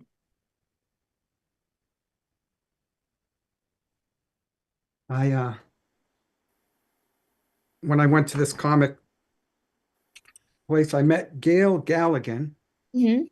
Gail Galligan, and she was more excited because she's a big Garfield fan. I didn't know that, but she put together a Zine, and I just bought her Zine.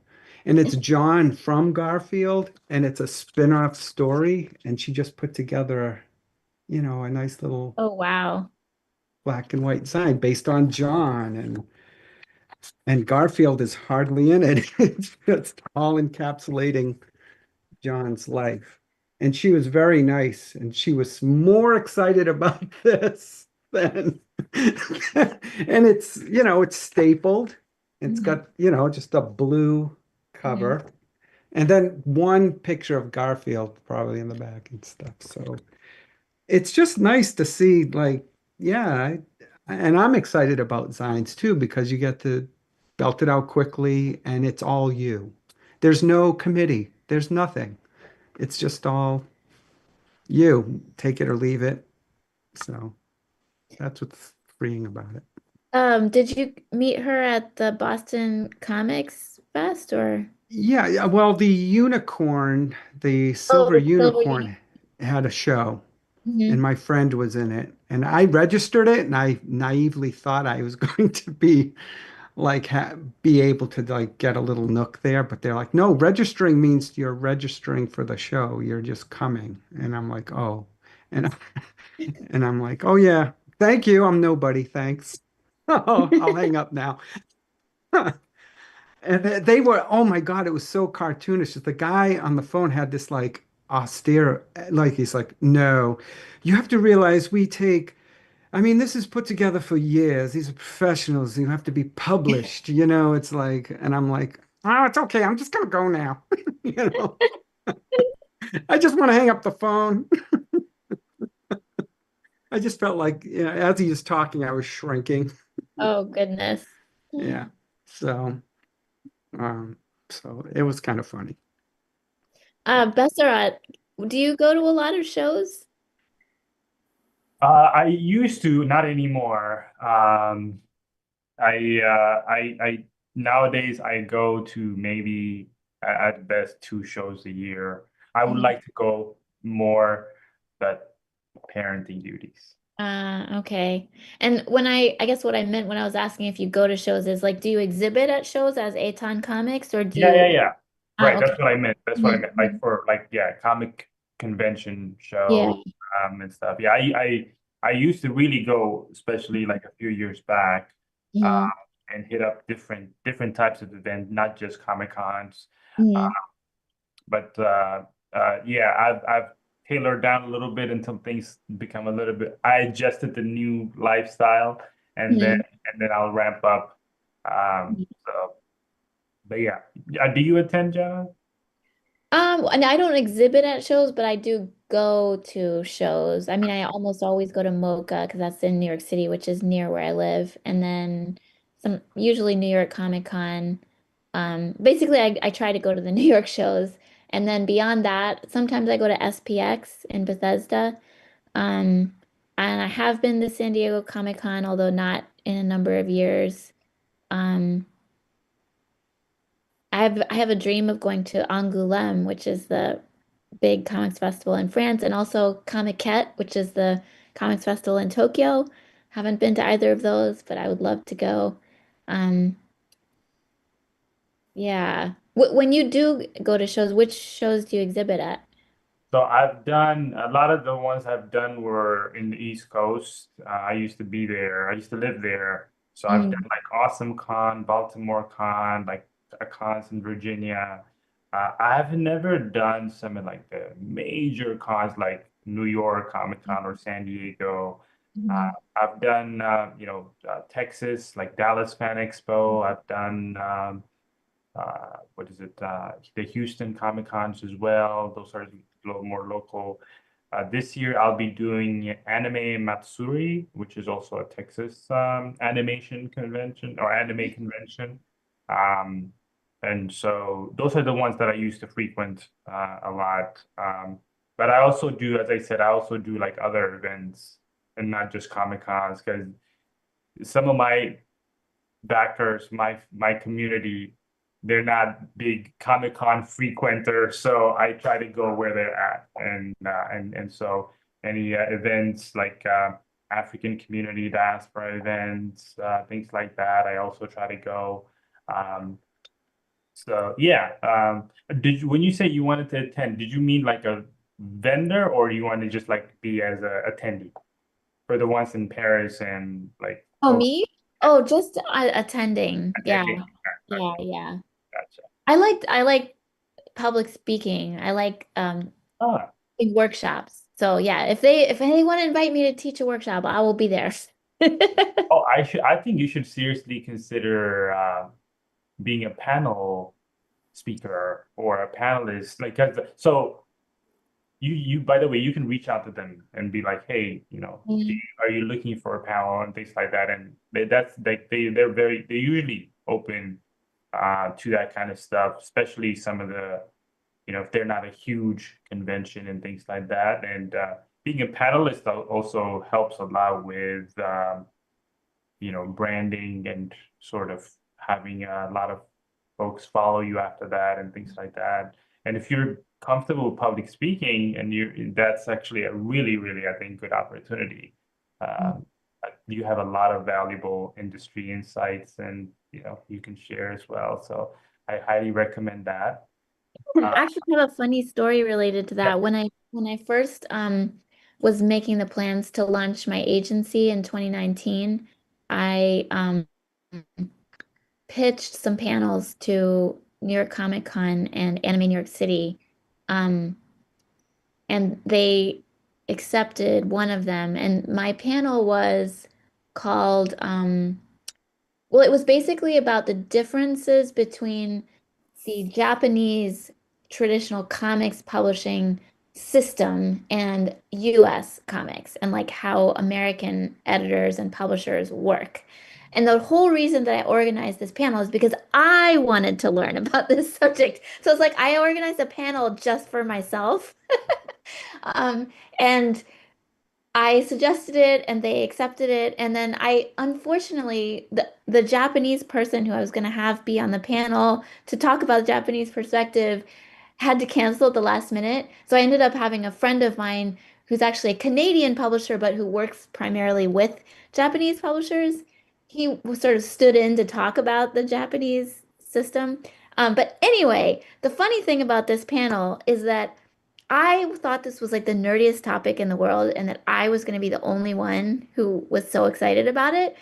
And when I was in the Javits Center in New York City at New York Comic Con, like, half an hour before my panel or whatever, I was walking through the hall towards my panel room and there was this line of people just I just kept passing this line going on and on and on. I was like, who is this? This must be like some big famous, DC Marvel thing is going to be happening or some stars from movies or whatever. And then I finally get to the door of my panel room and it was for this panel. The whole line of people was for that panel. And Oh, that made me realize like a lot of people are really interested in this topic. I promise you, I would have been in that line. That's an amazing topic. I always dig into that kind of stuff anyways, but that's such a good idea.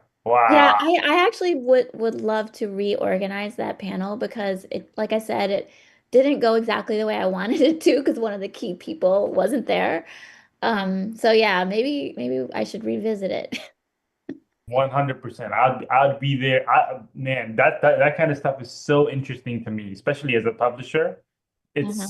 so interesting to me. Please do it again. I'd be there, online or in person. I Okay. take my Well, money. on the topic of panels, right, that's a great segue to our ultimate stretch goal for this campaign, right, which is to kind of, present a panel at a Comic Con about much of what we've been talking, and I'm looking at the dashboard on another monitor, right? We are currently 234% of our funding goal, right? Which is great for a first time Yay. campaign, which means we only need to add about 60 some odd percent to achieve our stretch goal, right? So I have a calculator because you don't want to always trust me to do the math, and so that looks like about 24 backers backing us at the community tier would get us to that point. So we have 48 hours, right? We've just started, the weekend. Maybe it's payday for a bunch of people. So we can hope, but like looking at the dashboard, one of the interesting things that it reveals is that we currently have 313 people following our campaign, right? But we've only converted 23% of that Oh, number, really? right? Yeah, so Wow. Is that's that 300 normal? and that's 313 people who press the button, that the little heart that says, "Oh, I want to know about this campaign. Remind me." So like right now, today, this weekend, they're getting the notifications that say only 48 hours left to back the campaign, right? So I got that's it. those are the people, right? So that here, let me quickly do this. Patrick, if you need content for an update, did you notice I posted a blog post about Kickstarter today? I did see it. I was thrilled to see it, and you might have noticed that we sent out a newsletter at around 3 a.m. Pacific time. So yeah, we're firing on all cylinders, right? But if we subtract 72 from 313 followers, that we have 241 people out there who are kind of interested in what we're doing, and we have 48 hours to just tip the balance just enough for them to say, all right, I'll make this happen. So I mean, really encouraging, and it's one of the fun things that, that's the Mondrian thing that I was talking about earlier. I never thought I'd be able to see things in that way. Um, so You're gonna yeah, hit it. fun You're stuff. gonna hit it. I think you're gonna hit it. You're gonna get it because that there's always that one last rally that comes from that notification, and a lot of people are like last minute backers, and even some people who browse.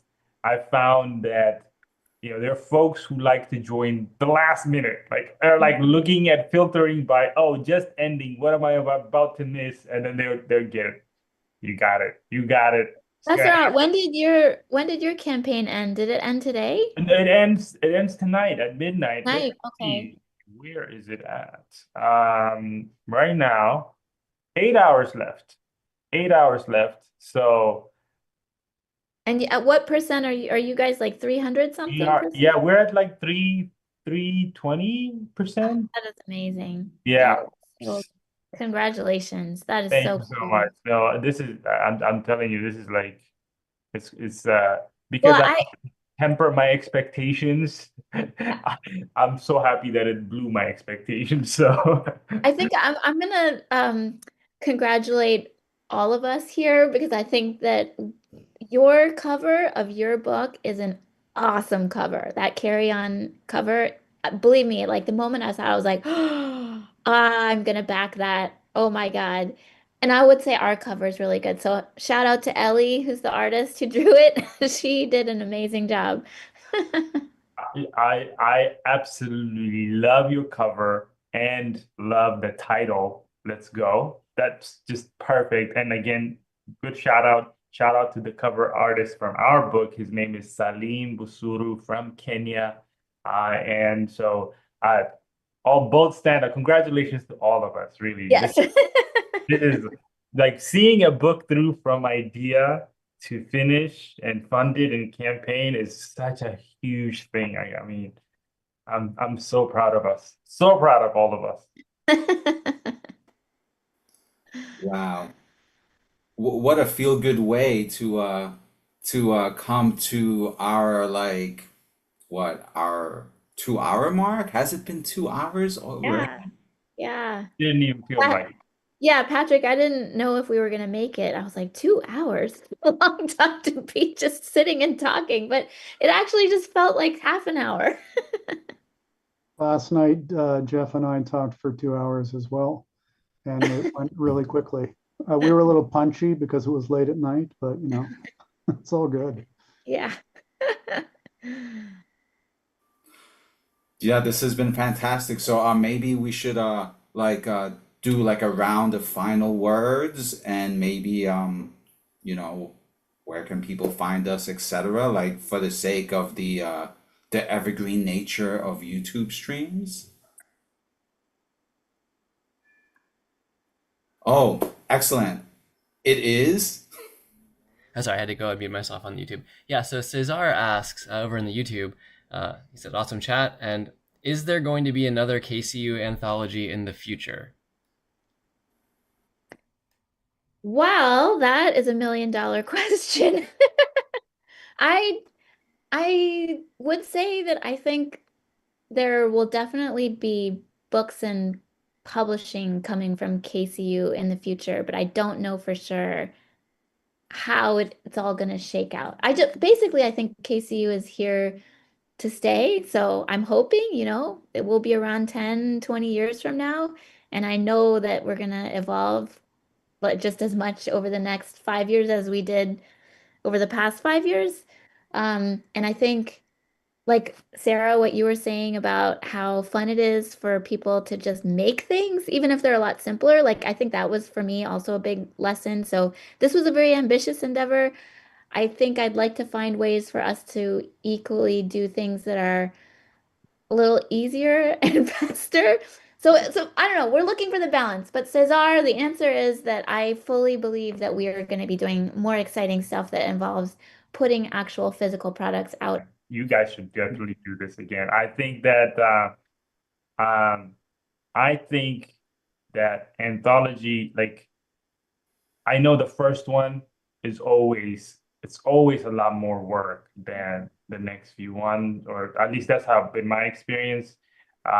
Because you've captured so much lessons learned now Mhm. that it's not gonna be the same as, figuring things out the first time. And as I said earlier, like anthologies have such benefit from different perspectives. It's like imagine trying to publish one project. Like a lot of you have your own projects. Just Mhm. working on that by yourself for an extended period of time, then thinking about marketing it, putting it on Kickstarter, versus working on like a 6 page, whatever page, short page story, and then getting help from Mhm. other folks to publish it.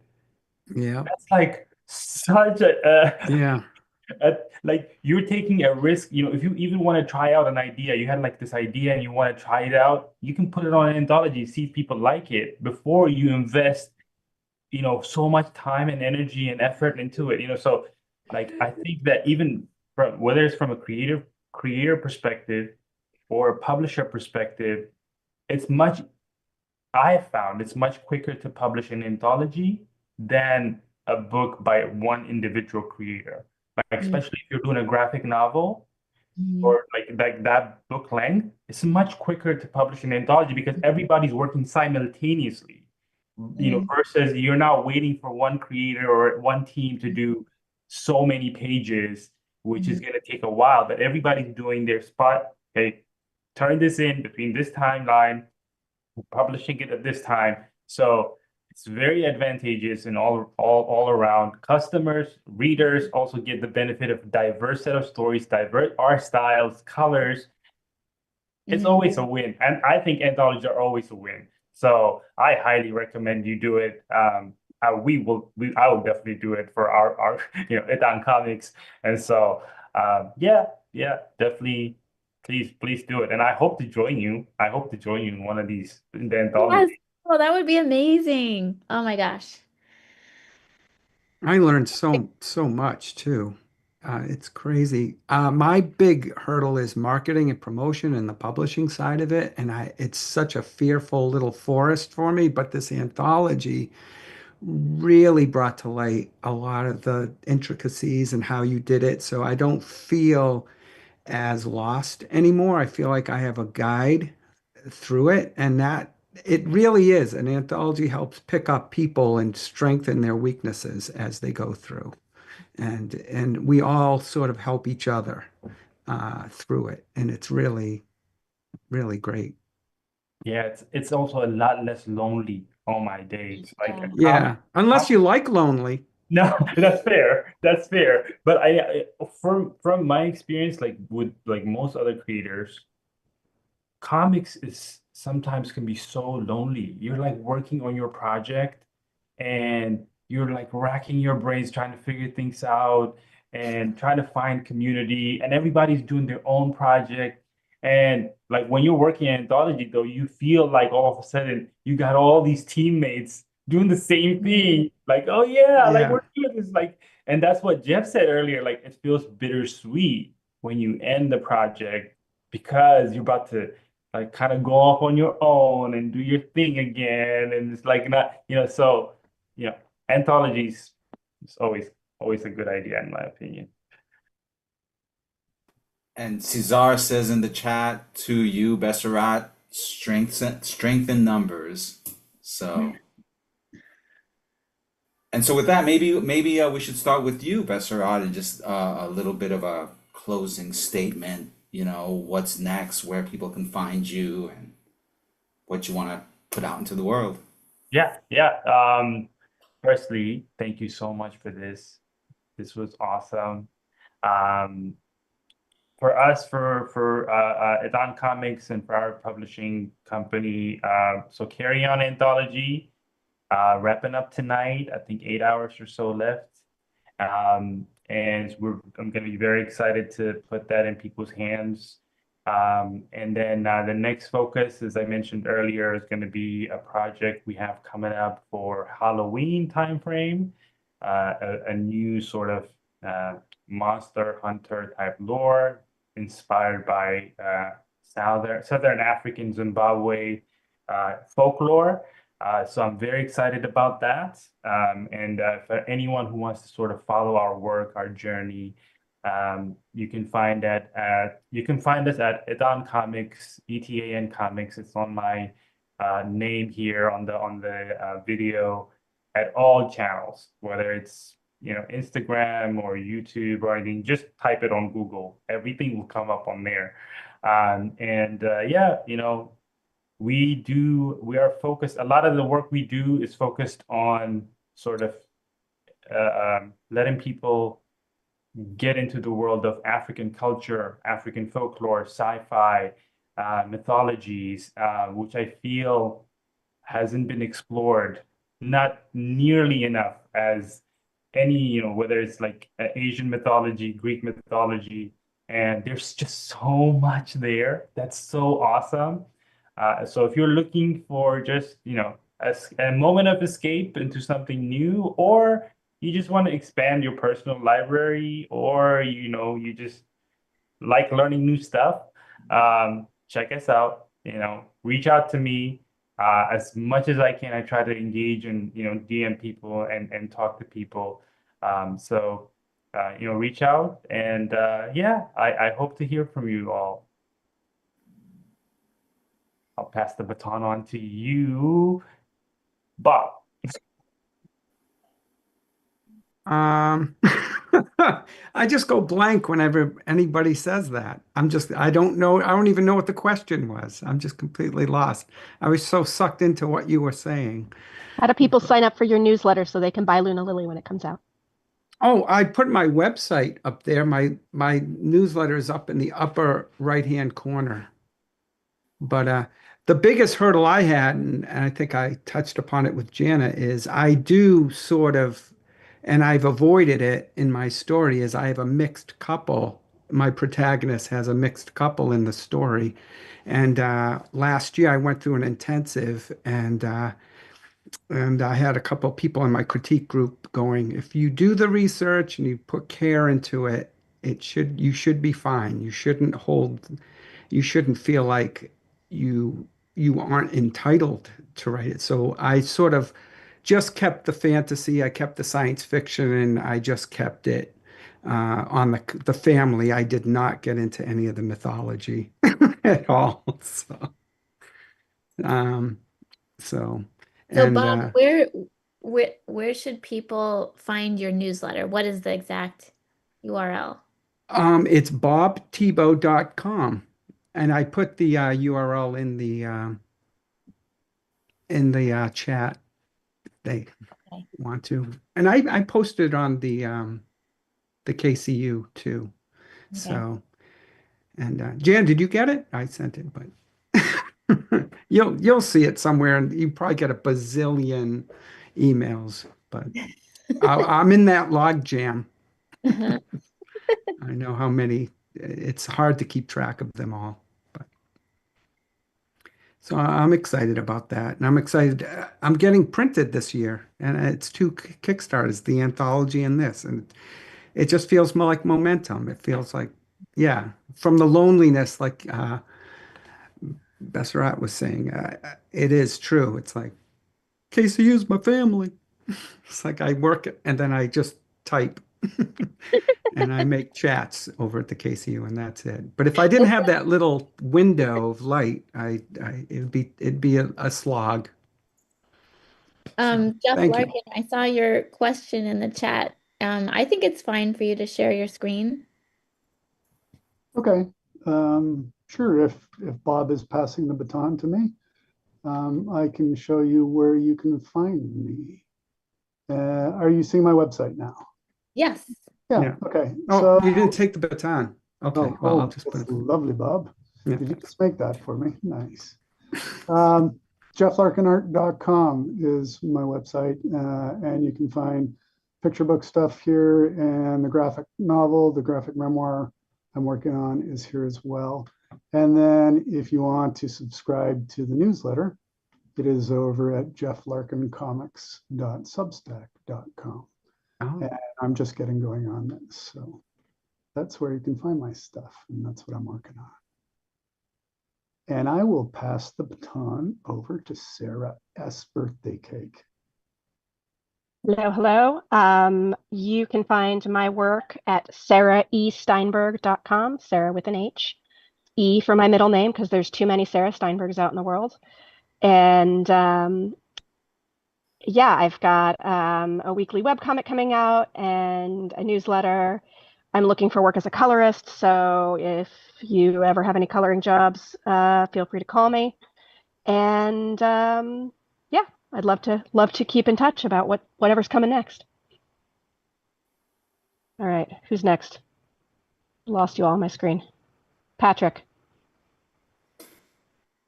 All right, I am not on mute, and I'm not one to, I'm more than willing to take on somebody else's good idea. So if you can see it, this is my artist website, plugoarts.com. This is where you can find me. I have a monthly newsletter where I include free comics and all sorts of other resources. It's a lot of fun. People seem to like it. So that comes out every month. You can find me there. This is also my graphic novel, Tiger's Tail, where this Halloween we'll be including a special new Halloween themed comic that fits nicely within this Tiger's Tail universe. And this also has a newsletter which you can subscribe to, and it is more focused on martial arts and folklore from the martial arts diaspora. And so, yeah, I am devoted to both of these sites, and anyone who comments and reaches out to me through those platforms are always first in line for a conversation. And yeah, I mean, I just want to say that, like, one of the great hidden gems of Kickstarter and crowdfunding is the opportunity to step out of one's comfort zone and to reach out and, meet people that you may not have otherwise encountered before. And so, it's been such a great pleasure to have the opportunity to meet Besserat and to just welcome you into these quirky, informal conversations that we have all grown so accustomed to. I hope to continue them. Same, likewise. And so, I don't know, Jeff Wagner, if you'd like to pop on to say farewell.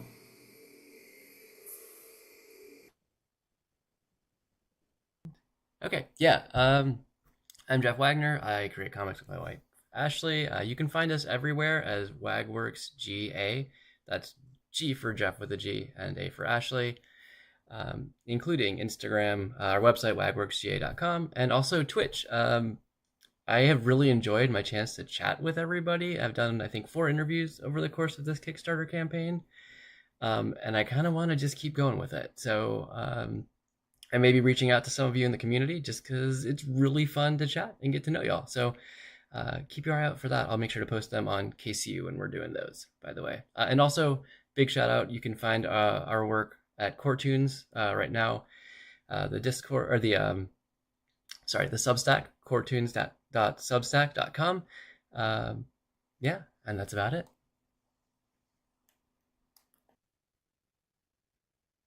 I guess I should wrap it up then. So I'm Jana. You can find me, well, you can find my agency site, janaco.co. That's janaco.co, not .com. Sometimes people write .com and they don't find me. And Kids Comics Unite, that's definitely the best place to hang out with me. kidscomicsunite.com, or just Google it like Besserat said. Yeah, I will definitely plug in for kids comics community, one of the best communities. And shout out to all of you, everybody working, behind the scenes and just in the community, engaging, keeping it alive. You've been doing it for so long. I've seen it, and I've benefited from it. I'll just any creator that's out there listening to this, I highly encourage you to join this community and make your journey a little less lonely and a lot more happier. That's KCU. Let's go. Oh wow, Bob, you're giving us Yeah, fireworks. that's so cool. Just do a double thumbs up and you'll get it. Oh really? Well, we'll see who does it. It doesn't do it for me. Really? Oh wow, maybe yeah, you have to like Are you guys using the Force? Because maybe not. oh, you're not. Oh, okay. I think that's just a New England specific plugin. Yeah. It's a Duncan Force. You gotta have Duncans. Then you get it. Then it'll come up, So Patrick, okay, this thank you conversation's so over much. for me. I'll put Yeah, myself on mute. Patrick, shout out to you for being an amazing moderator and host on all of these live streams that we've been doing. I guess you're the Jackson Pollock of amazing hosting. In that I'm a mess, right? No, We no. love that mess. You're a genius artist at it. How can you be an artist and not be a mess? Yeah, Yeah. it's cheating. Anyone who says they are is a liar. It's a lovely mess. I like it. Awesome. Well, thank you for the kind words, Jana, and thank you to everyone who was here, right, in this Zoom call. What a delight to have this, free form conversation. And for the numerous folks, I did not get a chance to see how many people actually watched, but we had some friends in the comment, and that's always great. So yes, 8 hours. I'm gonna run and do a new update to let people know that there are 8 hours for Carry On and 48 hours for Let's Go, so that we can all achieve our highest potential, right? Which is what artist wouldn't want to do that? All right. Happy long weekend, everybody. Happy Have a wonderful long weekend, everybody. Nice meeting everybody. Have Yeah. a good one, Yeah. guys. Okay. Great to see you. Bye. Bye. Goodbye, all.